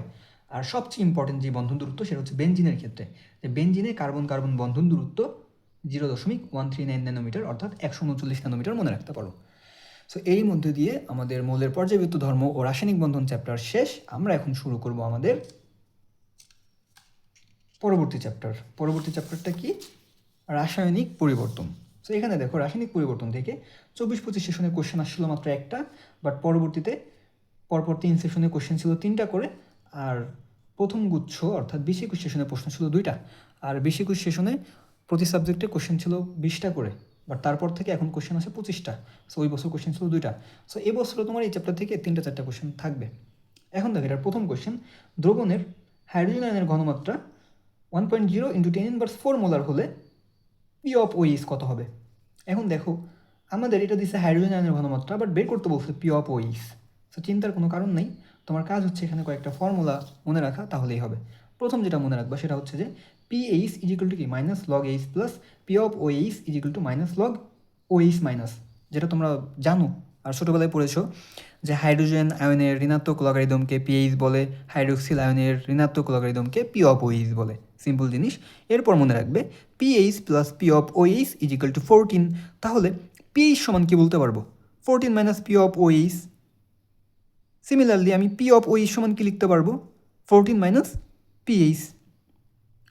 আরেকটা বিষয় মনে রাখবে, তোমার এখানে দরকার হবে, সেটা হচ্ছে যে কি, লগ এ বেজ। এই লগারিদম থেকে আমরা কি জানি, যে লগ এ বেজ m⁴n = n log এ বেজ m। অর্থাৎ আমার কি হয়, আমার যে পাওয়ার থাকে, পাওয়ারটা কি হয়, শুরুতে চলে আসে। সিম্পল জিনিস। এখন আসলে আমরা এটা সলভ করি। আমরা যেহেতু এখানে দিয়ে রেখেছে হাইড্রোজেন আয়নের ঘনমাত্রা বের করতে বলছে পি অফ ওইস, তাহলে আমরা ডিরেক্ট এই ফর্মুলায় এসে এটা এইভাবে সলভ করব। বা তুমি চাইলে ধরো এখানে প্রথমে তুমি পিএইচ বের করলা, পিএইচ বের করার পরে লাস্টে এসে ফর্মুলা অ্যাপ্লাই করলা, সেটাও হয়। বাট আমি এটা একবারে করে দিয়েছি, যেহেতু আমার জিএসটিতে জায়গা কম থাকবে। বা তুমি চাইলে তোমার মতো করে করবা, কোনো সমস্যা নেই। সো লিখলাম pH plus P of OH = 14, then p of OH = 14 minus pH. So 14-এর মতো 14 থাকবে, দেন মাইনাস পিএইচ সমান আমি কী জানি, -log H প্লাস আয়ন লিখলাম। এখন আসো, -log H প্লাস আয়নের ঘনমাত্রা এখানে কত? 1.0 × 10⁻⁴। সো আমি জাস্ট এখানে লিখেছি 10⁻⁴। তাহলে এটা কি আমার পাওয়ার? পাওয়ারটা কী হবে? শুরুতে চলে আসলো। তাহলে এই মাইনাস আর এখানে -4, আর এখানে কি log 10। দেখো তাহলে এই মাইনাস মাইনাস কী হবে? প্লাস হয়ে যাবে। সো এখানে থাকবে শুধু 4, আর log 10 এর ভ্যালু হচ্ছে 1। মনে রাখবে log 10 এর ভ্যালু 1 আর log 1 এর ভ্যালু 0। তোমাদের আমি অলরেডি এগুলো পড়িয়ে ফেলেছি, তাই না? যারা হচ্ছে আমার পিএইচের হ্যান্ড ক্যালকুলেশন দেখেছো তারা জানো, এগুলো সব পড়াইছি। এখন দেখো, তাহলে আলটিমেটলি এখানে যেটা থাকবে সেটা হচ্ছে যে 14 মাইনাস হচ্ছে 4, তাহলে অ্যান্সার 10। অবশ্যই ম্যাথগুলো তোমার ক্যালকুলেশন করতে হয় না, এগুলো দেখে দেখে অ্যান্সার করা যায়। যারা আমার আগের ক্লাস দেখো নাই তারা আমার হচ্ছে কোনো একটা ক্লাস দেখে নিও, দেখে হ্যান্ড ক্যালকুলেশনগুলো শিখে নিও। নর্মালি ওইখানে তো তোমার 0 দশমিক দিয়ে করাইছিলাম, সো তুমি এখানে এটা যা মনে রাখবা, তোমার এখানে হাইড্রোজেন আয়ন বা হাইড্রোক্সিল আয়ন যেটাই দেওয়া থাকুক না কেন, তুমি দেখবে এখানে 1 × 10 ইনভার্স কত রয়েছে, 10 ইনভার্স যত ওইটার মানও তত হবে। ধর এটা এইচ প্লাস, এর ঘনমাত্রা আছে 1.0 × 10⁻⁴, তাহলে এটার পিএইচ হবে 4। যদি এইখানে হাইড্রোক্সিল আয়নের ঘনমাত্রা থাকতো, অর্থাৎ OH minus is equal two 1.0 × 10⁻⁴ molar থাকতো, সেক্ষেত্রে ওইটার পি অফ OH হইতো 4। যদি এখানে থাকতো 10 ধরো যে 3, তাহলে পিএইচ হতো 3। বিষয়টা হচ্ছে এমন। তাহলে তুমি এটা দেখে দেখে কীভাবে অ্যান্সার করবা, যেহেতু হাইড্রোজেন আয়নের ঘনমাত্রা 10⁻⁴, তাহলে এটার পিএইচ 4। যদি পিএইচ বলতো তাহলে অ্যান্সার হতো 4। দেখো এটাকে প্রথমে দিয়ে রাখছে, বাট তারা বের করতে বলছে পি অফ OH। তাহলে পি অফ OH এর জন্য কী করবা, এই 14 মাইনাস পিএইচ এর মান, তাহলে 14 - 4 অ্যান্সার হবে 10।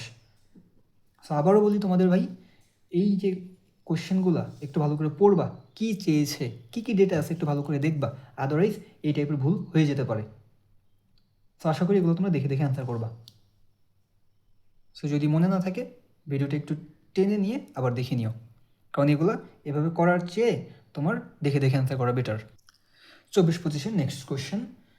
25°C তাপমাত্রায় 0.01 মোলার ঘনমাত্রার জলীয় অ্যাসিটিক অ্যাসিড 4.2% বিয়োজিত হলে দ্রবণে হাইড্রোজেন আয়নের ঘনমাত্রা কত? দেখো এই কোশ্চেনটা হাজারিন আক্সারের বইয়ের ম্যাথ, ওই বইয়ের তোমার অধ্যায়ের মধ্যে 4.33-তে এই ম্যাথটা তুমি পাবা। সো আমি তোমাদের কেন বই পড়তে বলি, কারণ হচ্ছে তোমার বইয়ের দাগানো লাইন থেকে তো কোশ্চেন থাকেই, আর তার সাথে তোমার অনুশীলনীর প্রশ্ন এবং বইয়ের মধ্যকার ছোট ছোট যে ম্যাথমেটিক্যাল টার্মগুলো থাকে সেগুলো থেকে কোশ্চেন দিয়ে দেয়। সো তুমি যদি বইটা ভালোভাবে পড়ে যাও তাহলে দেখবা 10টা 15টা বা 20টা কোশ্চেন দেখবা হুবহু এভাবে চলে আসছে, তোমার অনুশীলনীর MCQ এবং দাগানো লাইন এগুলো থেকে চলে আসছে। সো তোমার যদি এগুলো পড়া থাকে তুমি তাহলে ওই যে 10টা বা 15টা বা 20টা যাই থাকুক না কেন, ওই কোশ্চেনগুলো তুমি খুব দ্রুত অ্যান্সার করতে পারবা। ধরো 10টা কোশ্চেন না হলো, 5টা কোশ্চেনই হইলো, বাট তুমি যদি এটা পড়ে যাও বাসা থেকে, তাহলে এটা দেখা মাত্রই তুমি অ্যান্সার করতে পারবা। এই কারণে আমি তোমাদের বারবার বলি এগুলো পড়ে যাওয়ার জন্য। এখন দেখো আমরা কোশ্চেনটা তাহলে সলভ করি। এই কোশ্চেনটা তাহলে কীভাবে সলভ করবো আমরা, আমার তোমার এখানে যেটা আগে দেয়া আছে সেটা আমরা দেখি। প্রথমে আছে ঘনমাত্রা, সো ঘনমাত্রা লিখলাম C 0.01 মোলার। এরপর দেখো আমার এত পার্সেন্ট বিয়োজিত হচ্ছে, তাহলে এটা কি আমার বিয়োজন মাত্রা আলফা 4.2%। তো পার্সেন্ট মানে কি 100 দিয়ে ভাগ, তাহলে 4.2 / 100। এখন এটাকে আমরা এই 4.2কে আমরা 42 লিখলাম, আর এর পরিবর্তে কী করতে পারবো, এই দশমিকের জন্য একটা 1, আর দশমিকের পর যতগুলো সংখ্যা থাকবে ততগুলো শূন্য দিব। সো এখানে দশমিকের পরে সংখ্যা একটা, তাহলে এখানে শূন্যও হবে একটা, তাহলে নিচে থাকবে 42/1000। এখন আমার বের করতে হবে হাইড্রোজেন আয়নের ঘনমাত্রা। এখন এই হাইড্রোজেন আয়নের ঘনমাত্রা ইকুয়াল টু আলফা সি। যদি হাইড্রোক্সিল আয়নের ঘনমাত্রা বলে সেক্ষেত্রেও কী হতো আলফা সি। তাহলে এখন আলফার ভ্যালু লিখলাম, সি এর ভ্যালু লিখলাম। তো সি হচ্ছে 0.01, তাহলে দশমিকের জন্য একটা 1, আর দশমিকের পরে এখানে সংখ্যা 2টা, সো 2টা শূন্য। তাহলে আলটিমেটলি নিচে কী থাকবে 42/, এখানে 0 3টা, এখানে 0 2টা, তাহলে টোটাল শূন্য হয়ে যাবে 5টা। তাহলে এখানে যেহেতু 5টা শূন্য আছে, তাহলে এটাকে আমরা কি লিখতে পারবো 10⁵, আর নিচ থেকে উপর আসলে কি ইনভার্স হবে, তাহলে এটা লিখবো 42 × 10⁵। বাট অপশনে দেখো তো 42 × 10⁵ আছে কি না, দেখো নাই। তাহলে কি আছে 4.2 আকারে আছে। তো এটাকে যদি আমরা 4.2-তে কনভার্ট করি তাহলে কী হবে, দেখো দশমিককে আমরা এক ঘর আগে নিয়ে আসছি তাই না, তাহলে এখানে কি করবা এই 10-এর পাওয়ার একটা কমাই দিবা, তাহলে কী হবে 4.2 × 10⁻⁴ মোলার, এটা তোমার অ্যান্সার। সেখানে মনে রাখবা Ka = α²c, Kb = α²c, same. H+ আয়নের ঘনমাত্রা = α c, হাইড্রোক্সিল আয়নের ঘনমাত্রা = α c, সেম ফর্মুলা। এখানে K হচ্ছে অ্যাসিডের বিয়োজন ধ্রুবক, Kb ক্ষারের বিয়োজন ধ্রুবক। আলফা অ্যাসিডের বিয়োজন মাত্রা, ক্ষারের বিয়োজন মাত্রা, সি হচ্ছে অ্যাসিডের ঘনমাত্রা, ক্ষারের ঘনমাত্রা। যখন যেটা থাকবে, অ্যাসিড থাকলে অ্যাসিডের, ক্ষার থাকলে ক্ষারের। Next question.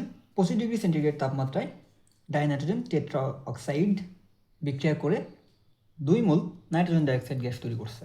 সো এই বিক্রিয়াটির সাম্য ধ্রুবক Kp = 0.008 atm এবং ডাইনাইট্রোজেন টেট্রা অক্সাইডের আংশিক চাপ 8 atm হলে বিক্রিয়াটিতে নাইট্রোজেন ডাইঅক্সাইডের আংশিক চাপ কত? দেখো এর জন্য তোমার যে বিষয়গুলো লাগবে আমি সব এখানে ইনক্লুড করে দিয়েছি। প্রথমে আমার সাথে এগুলো দেখো, এরপর আমরা ম্যাথ সলভ করব। এগুলো নিয়ে ভয় পাওয়ার কিছুই নেই, খুবই ইজি ম্যাথ এগুলো, একটু মনোযোগ দাও। দেখো কেপি ইজ ইকুয়াল টু উৎপাদের আংশিক চাপ টু দি পাওয়ার উৎপাদের মূল সংখ্যা ডিভাইডেড বাই বিক্রিয়কের আংশিক চাপ টু দি পাওয়ার বিক্রিয়কের মূল সংখ্যা। এরপর হচ্ছে আমাদের কেসি। এটা কি? এটা হচ্ছে উৎপাদের ঘনমাত্রা টু দি পাওয়ার উৎপাদের মূল সংখ্যা ডিভাইডেড বাই বিক্রিয়কের ঘনমাত্রা টু দি পাওয়ার বিক্রিয়কের মূল সংখ্যা। এরপর Kp is equal to KC into RT to the power del n. Del n is equal to উৎপাদের মূল সংখ্যা মাইনাস বিক্রিয়কের মূল সংখ্যা। বিক্রিয়ক ও উৎপাদের মূল সংখ্যা সমান হলে কেপি সমান কেসি হয়। বিশেষ দ্রষ্টব্য কি লিখেছি দেখো, কেপি ও কেসি হিসাবের ক্ষেত্রে বিক্রিয়ক ও উৎপাদ অবশ্যই গ্যাসীয় হতে হবে, অন্যথায় হিসাবে আসবে না। তুমি হাজারি নাকসারের বইটা খুললে বা হচ্ছে বিভিন্ন ভার্সিটিতে একটা কোশ্চেন থাকবে, দেখবা যে একটা বিক্রিয়া দিয়ে রাখে, দিয়ে বলে যে তোমার কেসি এর রাশিমালা কোনটি সঠিক। সো ওই বিক্রিয়াতে দেখবা যে কোনো একটা বিক্রিয়ক বা উৎপাদ ওইটা থাকে হচ্ছে কঠিন অবস্থায় থাকে, যে পাশে হচ্ছে এস লেখা থাকে। সো এস হচ্ছে কি সলিড। সো এস যদি কোনো একটা বিক্রিয়ক বা উৎপাদের পাশে লেখা থাকে ওইটাকে আমরা হিসাবে আনতে পারবো না, শুধুমাত্র যেগুলোর পাশে জি অর্থাৎ গ্যাসিয়াস স্টেট লেখা থাকবে সেটা আমরা হিসাবে নিতে পারবো। যেমন এখানে দুইটাই গ্যাস লেখা আছে, সো এটাকে হিসাবে নিতে পারবো। বাট যদি এখানে ধরো এটা সলিড থাকতো আর এটা গ্যাস থাকতো, সেক্ষেত্রে আমাদের যদি কেসি এর রাশিমালা বের করতে বলতো, সেক্ষেত্রে শুধু উৎপাদের ঘনমাত্রাটাই থাকতো, যে NO2 স্কোয়ার, নিচে বিক্রিয়কটা থাকতো না। কেন থাকতো না? কারণ এইখানে এটা ধরো গ্যাসীয় অবস্থায় নাই, এই কারণে। সেটা একটু মনে রাখবা। এখানে আর কি তোমার ওই আদর্শ গ্যাসের মোলার, আদর্শ গ্যাস যেটা আছে তার কি বলি আমরা, মোলার গ্যাস ধ্রুবক, তাই না? যে এসআই পদ্ধতিতে এটার মান হচ্ছে 8.314 জুল পার মোল পার কেলভিন। তারপর হচ্ছে তোমার লিটার এটিএমে এটার মান থাকে হচ্ছে 0.0821 লিটার এটিএম পার মোল পার কেলভিন। তারপর হচ্ছে আর্জ এককে এটার মান থাকে তোমার, ওই আর্জ বলতে হচ্ছে সিজিএসএ, ওটার মান থাকে কত 8.32 ইন্টু 10⁷ আর্জ পার মোল পার কেলভিন, তাই না? আর এখানে টি অর্থাৎ টেম্পারেচার, এটাকে কেলভিন এককে তাপমাত্রা। এরপর মনে রাখবে কেপি কেসি এর মান শূন্য বা অসীম হতে পারে না। এই টাইপের এমসিকিউ যদি থাকে তাহলে অ্যান্সার করবা। সো তোমার কেপি কেসি এর জন্য যা যা জানা দরকার আমি তোমাকে সব লিখে দিয়েছি এবং পড়িয়ে দিয়েছি, তোমার কাজ এখন প্র্যাকটিস করে মনে রাখা। তাহলে আসো আমরা এখন কোশ্চেনটা সলভ করি। আমার এখানে ডেটা যা যা দেওয়া ছিল, আমার কেপি এর ভ্যালু দেওয়া আছে, আর একটা বিক্রিয়কের আংশিক চাপ দেওয়া আছে, আমার উৎপাদের আংশিক চাপ বের করতে হবে। তাহলে আসো আমার ফর্মুলাটা লিখি। কেপি ইজ ইকুয়াল টু উৎপাদের আংশিক চাপ টু দি পাওয়ার উৎপাদের মূল সংখ্যা ডিভাইডেড বাই বিক্রিয়কের আংশিক চাপ ডিভাইডেড বাই বিক্রিয়কের আংশিক চাপ টু দি পাওয়ার বিক্রিয়কের মূল সংখ্যা। তাহলে এখন কেপি এর ভ্যালুটা লিখলাম 0.008, আর উৎপাদের আংশিক চাপ তো আমরা বের করবো। তাহলে উৎপাদ আমাদের এখানে কি নাইট্রোজেন ডাইঅক্সাইড, তাহলে নাইট্রোজেন ডাইঅক্সাইডের আংশিক চাপ, আর উপরে এটাকে মূল সংখ্যা কত মোল, এখানে দেখো 2 মোল, সো এখানে 2। আর নিচে হচ্ছে আমাদের বিক্রিয়কের আংশিক চাপ, এখানে দেখো বিক্রিয়কের আংশিক চাপ দেওয়া আছে 8 ATM। এটা 8 ATM না, এটা হচ্ছে 0.8 ATM, 0.8 ATM। সো এই হচ্ছে 0.8, আর এখানে এটা কয়টা বিক্রিয়ক? একটা, সো পাওয়ার হচ্ছে 1। এখন আসো আমি তাহলে এটার সাথে কি আর গুণ করবো, তাই না? সো এই যে করলাম, গুণ করলাম, আর এক পাশে কি থাকবে তাহলে তোমার নাইট্রোজেন ডাইঅক্সাইডের আংশিক চাপের বর্গ। দেন এটাকে আমরা ভগ্নাংশে কনভার্ট করি। 8-এর জায়গায় 8 লিখলাম, আর দশমিকের জন্য একটা 1, আর দশমিকের পরে সংখ্যা কয়টা? 1টা 2টা 3টা, তো এখানে শূন্য হবে কয়টা? 3টা। এখানে 0.8, তাহলে এখানে 8, আর হচ্ছে দশমিকের জন্য একটা 1, আর এখানে দশমিকের পরে সংখ্যা একটা, দ্যাটস এখানে শূন্য একটা। এখন উপরে দেখো 8 8, সো আমরা কি জানি 8 8 64, লিখলাম 64, আর নিচে শূন্য হবে কয়টা? এখানে 3টা, এখানে একটা, সো 4টা শূন্য। এখন এখানে কি এটা স্কোয়ার আছে, এখন স্কোয়ার এটা তাহলে কি হয়ে যাবে? রুট হয়ে যাবে, তাই না? সো রুট যখন করবা 64কে বর্গমূল করলে কত হবে? 8 হবে। আর এখানে দেখো আমরা এই যখন শূন্য থাকে বর্গমূলের ক্ষেত্রে, সেক্ষেত্রে 4টা শূন্যকে বর্গমূল করলে হয় 2টা শূন্য, 2টা শূন্যকে বর্গমূল করলে হয় 1টা শূন্য। সিমিলারলি 2টা শূন্যকে বর্গ করলে হয় 4টা শূন্য, 1টা শূন্যকে বর্গ করলে কি হয়? 2টা শূন্য।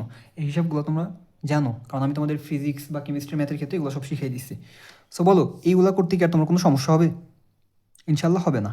তাহলে এখানে 8/100, তাহলে তোমার 100 মানে কি? 10 স্কোয়ার, কারণ শূন্য 2টা, সো 10 স্কোয়ার। তো উপরে এটা আসলে কী হবে? 10/2 হয়ে যাবে। সো 8 × 10/2 এটা তোমার অ্যান্সার। সো অ্যান্সার এইভাবে না থেকে তোমার এই যে দশমিক আকারেও থাকতে পারতো। সো দশমিক আকারে থাকলে কী হইতো তোমার? 0.08, তাই না? কারণ শূন্য 2টা, সো দশমিকের পরে সংখ্যাও থাকবে 2টা, তো ওইভাবে থাকলে কী হইতো? 0.08। আশা করি এই টপিক থেকে যদি কোনো কোশ্চেন আসে তুমি খুব সহজেই অ্যান্সার করতে পারবে।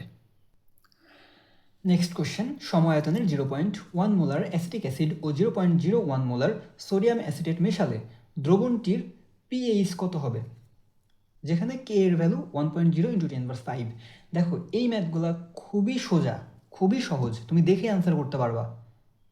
আমি এখানে ডিটেলস করে দিয়েছি, বাট লাস্টে গিয়ে এটার যে শর্টকাট তুমি কীভাবে দেখে অ্যান্সার করতে পারবা সেটা লিখে দিয়েছি।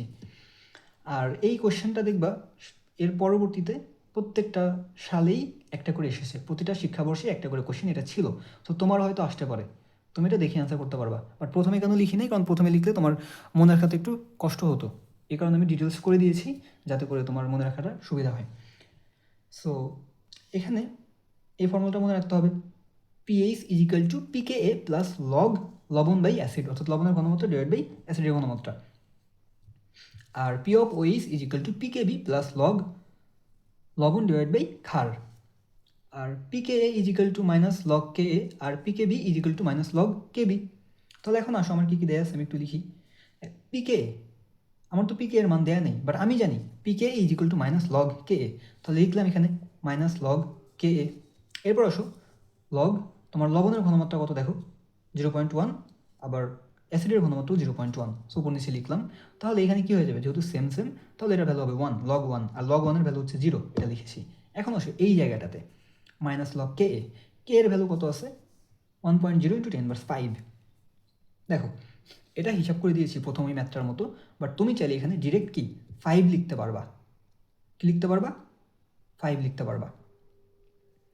আর যদি আমরা ডিটেলস করতে চাই সেক্ষেত্রে ভ্যালুটা লিখলা, লেখার পর এটা পাওয়ার, সো পাওয়ার কী হবে শুরুতে চলে আসবে লগের, তাহলে লগের শুরুতে লিখলাম -5, মাইনাস মাইনাস প্লাস হয়ে যাবে, সো থাকবে 5, আর এই যে লগ 10 এর ভ্যালু হচ্ছে 1, তাহলে 5 ইন্টু 1, তাহলে আলটিমেটলি এটার অ্যান্সার কত 5।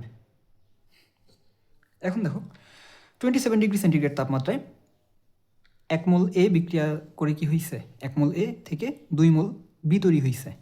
তাহলে এখানে উৎপাদ হচ্ছে এ, সরি বিক্রিয়ক হচ্ছে এ, আর উৎপাদ হচ্ছে কি 2 মোল বি।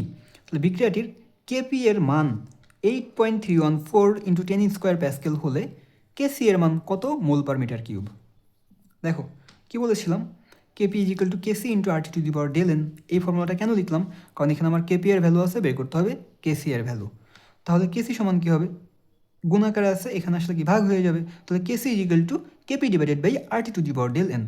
সো আমি এখানে কেপি এর ভ্যালুটা লিখলাম, কেপি এর ভ্যালু কি আছে 8.314 ইন্টু 10 স্কোয়ার, তো লিখলাম এটা। এখন আসো আর এর ভ্যালু কত আমরা জানি 8.314, আর সাথে হচ্ছে টি, টি কত দেখো 27 ডিগ্রি সেন্টিগ্রেড। আমি এটাকে কোন এককে ইউজ করবো, কেলভিন এককে, তাহলে কেলভিনে ইউজ করার জন্য কী করতে হয়, সেন্টিগ্রেড থেকে কেলভিনে যাওয়ার জন্য 273 যোগ করতে হয়, তাহলে 27 যোগ 273 হয়ে যাবে 300, এই সেই 300। এখন উপরে কি ডেল এন, ডেল এন কি উৎপাদের মূল সংখ্যা মাইনাস বিক্রিয়কের মূল সংখ্যা। এখানে উৎপাদ দেখো 2 মোল, বিক্রিয়ক 1 মোল, তাহলে 2 বিয়োগ 1, তাহলে এখানে থাকবে 1। তাহলে আলটিমেটলি তুমি যেটি পাবে 8.314 ইন্টু 10 স্কোয়ার উপরে, আর নিচে হচ্ছে 8.314 ইন্টু 300, তাহলে 8.314 8.314 ব্যানিশ, তাহলে উপরে থাকবে 10 স্কোয়ার, নিচে 300, তো 10 স্কোয়ার মানে কি 100, আর নিচে কি 300, তাহলে 0 0 0 0 ব্যানিশ, থাকবে কি 1/3। এটা আমাদের কাঙ্ক্ষিত অ্যান্সার। এই যেটা, আশা করি এই ম্যাথগুলো আসলে খুব সহজেই করতে পারবো। এটা তোমার 22 সেশনের কোশ্চেন। দেখো এখানে কি বলছে, 0.4 মোলার অ্যাসিটিক অ্যাসিড ও 0.4 মোলার সোডিয়াম অ্যাসিটেট লবণ মিশ্রণের জলীয় দ্রবণের পিএইচ কত হবে।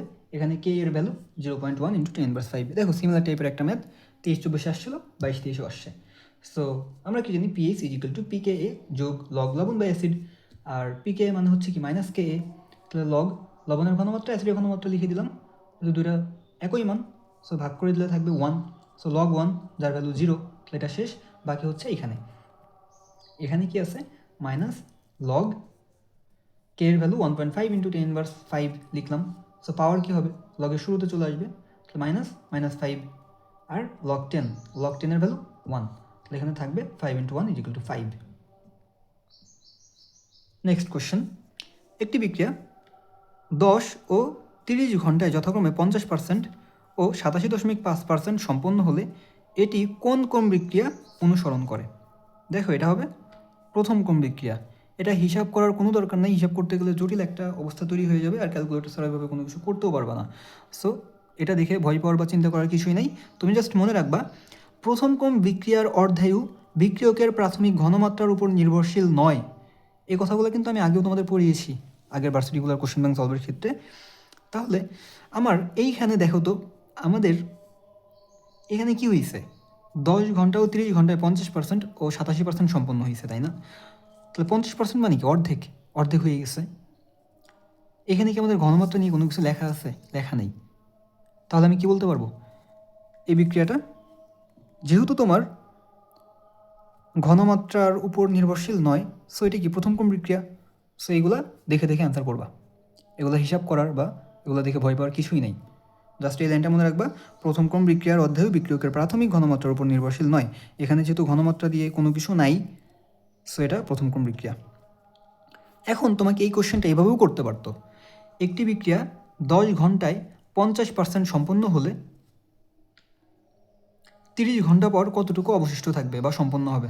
খেয়াল করো কোশ্চেনটা, একটি বিক্রিয়া 10 ঘন্টায় 50% সম্পন্ন হলে 30 ঘন্টা পর কতটুকু অবশিষ্ট থাকবে বা সম্পন্ন হবে। এটার জন্য দেখো কি হয়েছে, আমাদের 50% হয়েছে 10 ঘন্টায়, তাহলে অর্ধেক হয়েছে না? তাহলে এটার অর্ধেক কত? আমাদের অর্ধেক হচ্ছে 25%, তাহলে এখানে থাকবে 10 ঘন্টা। এরপরে 25-এর অর্ধেক কত বলো তো? 25-এর অর্ধেক 12.5, তাহলে এটার জন্য লাগবে কি 10 ঘন্টা, তাই না? তাহলে টোটাল এখানে কত হচ্ছে দেখো তো, 30 ঘন্টা হয়ে গেল। 10 10 10 3 10 তোমার 30 ঘন্টা। তাহলে এখানে টোটাল কত? এখানে 50%, এখানে 25%, এখানে 12.5%। এই যে তিনটা যোগ করলাম, যোগ করলে কত হলো? 27.5%। তো যদি সম্পন্ন হওয়ার কথা বলে তাহলে সম্পন্ন হবে 27.5%। আর যদি বলে অবশিষ্ট কত, অবশিষ্ট বললে কি হবে? 100 মাইনাস এই 27.5% সমান 12.5%। সো আশা করি কোশ্চেনের প্যাটার্ন যদি চেঞ্জ করে এই টাইপের কোশ্চেন করে, সেক্ষেত্রে তুমি খুব সহজেই অ্যান্সার করতে পারবে। দেখো এই পৃষ্ঠে কি লিখে দিয়েছি, যেহেতু ক্রম দিয়ে কোশ্চেন আসছে, সো এটার কিছু ইকুয়েশন আর হচ্ছে এককগুলো লিখে দিয়েছি। এটা একটু মনোযোগ দাও, যদি কখনো কোশ্চেন করে যেন অ্যান্সার করতে পারো।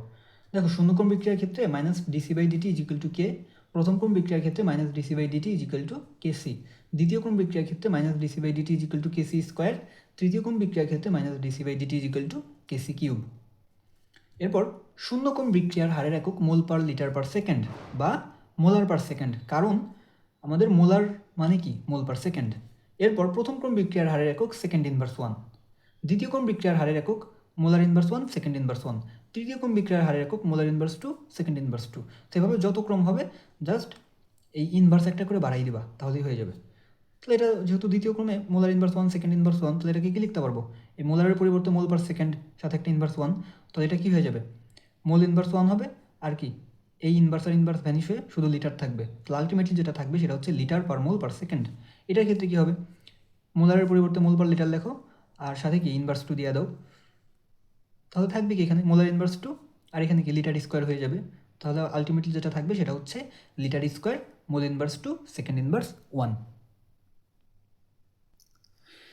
এখানে কি বলেছে, কোন বিক্রিয়ার সাম্যাবস্থায় কেপি সমান কেসি। আমি কি বলেছিলাম, কেপি সমান কেসি কখন হবে? যখন বিক্রিয়ক ও উৎপাদের মূল সংখ্যা সমান হবে তখন। দেখো এখানে বিক্রিয়ক একটা, উৎপাদ কয়টা? 2টা, তাহলে এটা হবে না। এখানে দেখো বিক্রিয়ক হচ্ছে একটা আর এখানে 3টা, টোটাল 4টা, উৎপাদ 2টা, এটাও হবে না। এখানে বিক্রিয়ক 2টা আর একটা 3টা, আর এখানে উৎপাদ 2টা, হবে না। এখানে আসো বিক্রিয়ক এ একটা মোট 2টা, আর এখানে উৎপাদও 2টা, তাহলে এটার ক্ষেত্রে কী হবে? কেপি সমান কেসি। নেক্সট কোশ্চেন, তোমার নাইট্রোজেন আর হচ্ছে তোমার হাইড্রোজেন বিক্রিয়া করে অ্যামোনিয়া তৈরি করছে। এখানে বলছে del H is equal to minus 92.4 kilojoule per mole. বিক্রিয়ায় অ্যামোনিয়া এর উৎপাদন কমাবে কোনটি? এটার জন্য তোমার লাসাতেলিয়ারের নীতিতে চলে আসতে হবে, যে লাসাতেলিয়ারের নীতিতে কার কার কথা ছিল? তাপচাপ ঘনমাত্রা, তাই না? এরপর দেখো তাপমাত্রার প্রভাব, এখানে ডেল এইচ পজিটিভ হলে তাপ হারি, আর ডেল এইচ নেগেটিভ হলে কি? তাপ উৎপাদী। এটা কি ডেল এইচ নেগেটিভ, তাহলে এটা কি? তাপ উৎপাদী বিক্রিয়া। এখন এইগুলো মনে রাখার জন্য জাস্ট একটা লাইন মনে রাখবা। কি রাখবা? একটা লাইন, তাহলেই হবে। কি মনে রাখবা তুমি? তাপহারী বিক্রিয়ার ক্ষেত্রে তাপমাত্রা বৃদ্ধি করলে বিক্রিয়ার সাম্যাবস্থা ডানে অগ্রসর হবে, অর্থাৎ উৎপাদ বৃদ্ধি পাবে, বিক্রিয়ক হ্রাস পাবে। তাহলে তাপহারী বিক্রিয়ার ক্ষেত্রে তাপমাত্রা কমালে কি হবে? বিক্রিয়ার সাম্যাবস্থা বামে অগ্রসর হবে, অর্থাৎ বিক্রিয়ক বৃদ্ধি পাবে, উৎপাদ হ্রাস পাবে। তাহলে আমি তাপহারীটা যদি মনে রাখি তাহলে আমি তাপ উৎপাদী বলতে পারবো, কারণ তাপহারী তাপ উৎপাদী একটা অপরটার উল্টা হবে। তাহলে তাপ উৎপাদী বিক্রিয়ার ক্ষেত্রে কী হবে বলো? তাপ উৎপাদী বিক্রিয়ার ক্ষেত্রে যদি তাপমাত্রা বৃদ্ধি করি সেক্ষেত্রে কী হবে বলো? বিক্রিয়া সাম্যাবস্থা ডানে অগ্রসর হবে, অর্থাৎ উৎপাদ বৃদ্ধি পাবে, বিক্রিয়ক হ্রাস পাবে। তাহলে এই যে সেম এই কাজটা করতে হবে আমাদের। আমার কী করতে হবে? তাপমাত্রা বৃদ্ধি করতে হবে। তাপমাত্রা বৃদ্ধি করলে উৎপাদ কমে যাবে। তাহলে অ্যান্সার তাপমাত্রা বৃদ্ধি। সো এইখানে জাস্ট এই একটা লাইন মনে রাখো। তো তুমি যদি অন্য কোনো লাইন মনে রাখো তাহলে সেটাই মনে রাখবা। তোমার এখানে 4টা লাইন মনে রাখার কোনো দরকার নেই। জাস্ট একটা লাইন এই জায়গা থেকে মনে রাখবা এই পর্যন্ত। যদি মনে রাখা যায় তাহলে দেখবা যে অনায়াসে করা যাবে। জাস্ট এই পর্যন্ত মনে রাখবা, এই জায়গা থেকে এই পর্যন্ত। এই লাইনটা মনে রাখলে বাকি 3 লাইন এমনিতেই পারবা। এখন আসো চাপের প্রভাব। বিক্রিয়ক ও উৎপাদের মূল সংখ্যা সমান হলে চাপের প্রভাব থাকবে না, মূল সংখ্যা অসমান হলে চাপের প্রভাব থাকবে। এক্ষেত্রে চাপ বৃদ্ধি করলে যেদিকে মূল সংখ্যা কম, বিক্রিয়া সেদিকে অগ্রসর হবে। আর তোমার বিক্রিয়ক ও উৎপাদের মূল সংখ্যা সমান হলে আরেকটা বিষয় হয়, সেটা হচ্ছে যে তোমার কেপি সমান কেসি হয়। নেক্সট কোশ্চেন, কোনটি ক্ষারীয় বাফার? আমাদের বাফার কি নর্মালি যেখানে কি সামান্য পরিমাণ অ্যাসিড বা ক্ষার যোগ করলে তার পিএইচ অপরিবর্তিত থাকে, সেটাই তো বাফার দ্রবণ, তাই না? সো বাফার দ্রবণের পিএইচ স্থির রাখার ক্ষমতা রয়েছে। বাফার দ্রবণ 2 প্রকার, অম্লীয় বাফার, ক্ষারীয় বাফার। দেখো অম্লীয় বাফার কী হয়? অম্লীয় বাফারের ক্ষেত্রে দুর্বল অ্যাসিড, তীব্র ক্ষার। এই যে তীব্র ক্ষার যেটা হয় সেটা হচ্ছে ওই দুর্বল অ্যাসিডটির লবণ হয় সাধারণত। আর ক্ষারীয় বাফারের ক্ষেত্রে কী হয়? দুর্বল ক্ষার, তীব্র অ্যাসিড। এই তীব্র অ্যাসিডটা কী হয়? এই যে দুর্বল ক্ষার, এই ক্ষারের লবণ থাকে। আবার এটাও মনে রাখতে পারো যে অম্লীয় বাফারের ক্ষেত্রে কী হবে? দুর্বল অ্যাসিড প্লাস অনুবন্ধী ক্ষারক, আর ক্ষারীয় বাফার দুর্বল ক্ষার প্লাস অনুবন্ধী অ্যাসিড। যেটা ভালো লাগে সেটা একটু মনে রাখবা, তাহলে অ্যান্সার করতে পারবা। এখন আসো অম্লীয় বাফারের যে এক্সাম্পলগুলো বলেছিলাম, কি দুর্বল ক্ষার অ্যাসিড থাকবে, অর্থাৎ দুর্বল অম্ল, সেই অ্যাসিটিক অ্যাসিড, এর সাথে কি এর সোডিয়াম অ্যাসিডেট লবণ, আর হচ্ছে আবার এই অ্যাসিটিক অ্যাসিড আর কি এটার আয়ন, তারপর হচ্ছে তোমার PO4 মাইনাস, AsPO4 2 মাইনাস, এগুলো থাকতে পারে। এই যে সেকেন্ড অপশনটা এটা তোমার হাবিপ্রবিতে আসছিল। এরপর দেখো ক্ষারীয় বাফার, এটা কি থাকবে?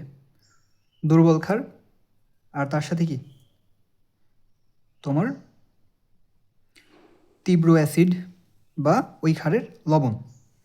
সো অপশনগুলো একটু দেখো, অ্যামোনিয়াম হাইড্রোক্সাইড, অ্যামোনিয়াম ক্লোরাইড, আবার অ্যামোনিয়াম হাইড্রোক্সাইড হাইড্রোক্লোরিক অ্যাসিডও হয়। এটা চিটাগং ইউনিভার্সিটির কোশ্চেন, অ্যামোনিয়াম হাইড্রোক্সাইড আর হাইড্রোক্লোরিক অ্যাসিড ছিল সেখানে।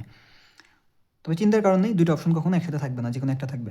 এরপর মনে রাখবে অ্যামোনিয়াম হাইড্রোক্সাইড, অ্যামোনিয়াম আয়ন, তারপর হচ্ছে তোমার এই যে সোডিয়াম কার্বনেট আর কি এটার আয়নটা। সেগুলো একটু মনে রাখতে হবে যেন এক্সাম হলে এগুলো দেখতে তুমি পারো। এখানে দেখো সবল acid, hydrochloric acid, sulphuric acid, nitric acid, এগুলো হচ্ছে সবল অ্যাসিড। দুর্বল অ্যাসিড কারা? জৈব অ্যাসিড, যেমন তোমার মিথানোয়িক অ্যাসিড, তারপর হচ্ছে তোমার এই অ্যাসিটিক অ্যাসিড, তারপর কার্বনিক অ্যাসিড, হাইড্রোফ্লোরিক অ্যাসিড। এরপর দেখো সবল ক্ষার, এরা হচ্ছে তোমার sodium hydroxide, potassium hydroxide. Normally ক্ষার ও মিথ ধাতুর অক্সাইড সমূহ সবল অ্যাসিড হয়, সবল ক্ষার হয়। আর দুর্বল ক্ষার সাধারণত তোমার দেখবাই একটাই থাকে, অ্যামোনিয়াম হাইড্রোক্সাইড। এটাই তোমার ঘুরাই ফেরাই পরীক্ষায় দেয়। আর মানব রক্তের বাফার 3 ধরনের। বাইকার্বনেট বাফার, সেটা হচ্ছে দেখো তোমার সোডিয়াম কার্বনেট আর হচ্ছে তোমার কি কার্বনিক অ্যাসিডটা H2CO3। এরপর ফসফেট বাফার, প্রোটিন বাফার। তো তোমার বাফার নিয়ে যা যা জানা দরকার ছিল, এটা ডেফিনেশন, এটার এক্সাম্পল সব আমি লিখে দিয়েছি। এখন তোমার কাজ হচ্ছে এগুলা যদি ভিডিও দেখার পর মনে থাকে মনে থাকলো, আর না হলে একটু লিখে লিখে প্র্যাকটিস করা, কারণ বাফারটা ইম্পর্ট্যান্ট। আমাদের লাস্ট দুটা কোশ্চেন দেখো, 20-21 কোশ্চেন। 0.1 মোলার অ্যাসিটিক অ্যাসিড দ্রবণের সাথে সমপরিমাণ 0.1 মোলার সোডিয়াম অ্যাসিটেট দ্রবণ মিশ্রিত করলে মিশ্রণের পিএইচ কত হবে? এখানে কে এর ভ্যালু দেওয়া আছে 1.0 × 10⁵। সো করো এটা, পিএইচ সমান PKa যোগ লগ লবণ বাই অ্যাসিড।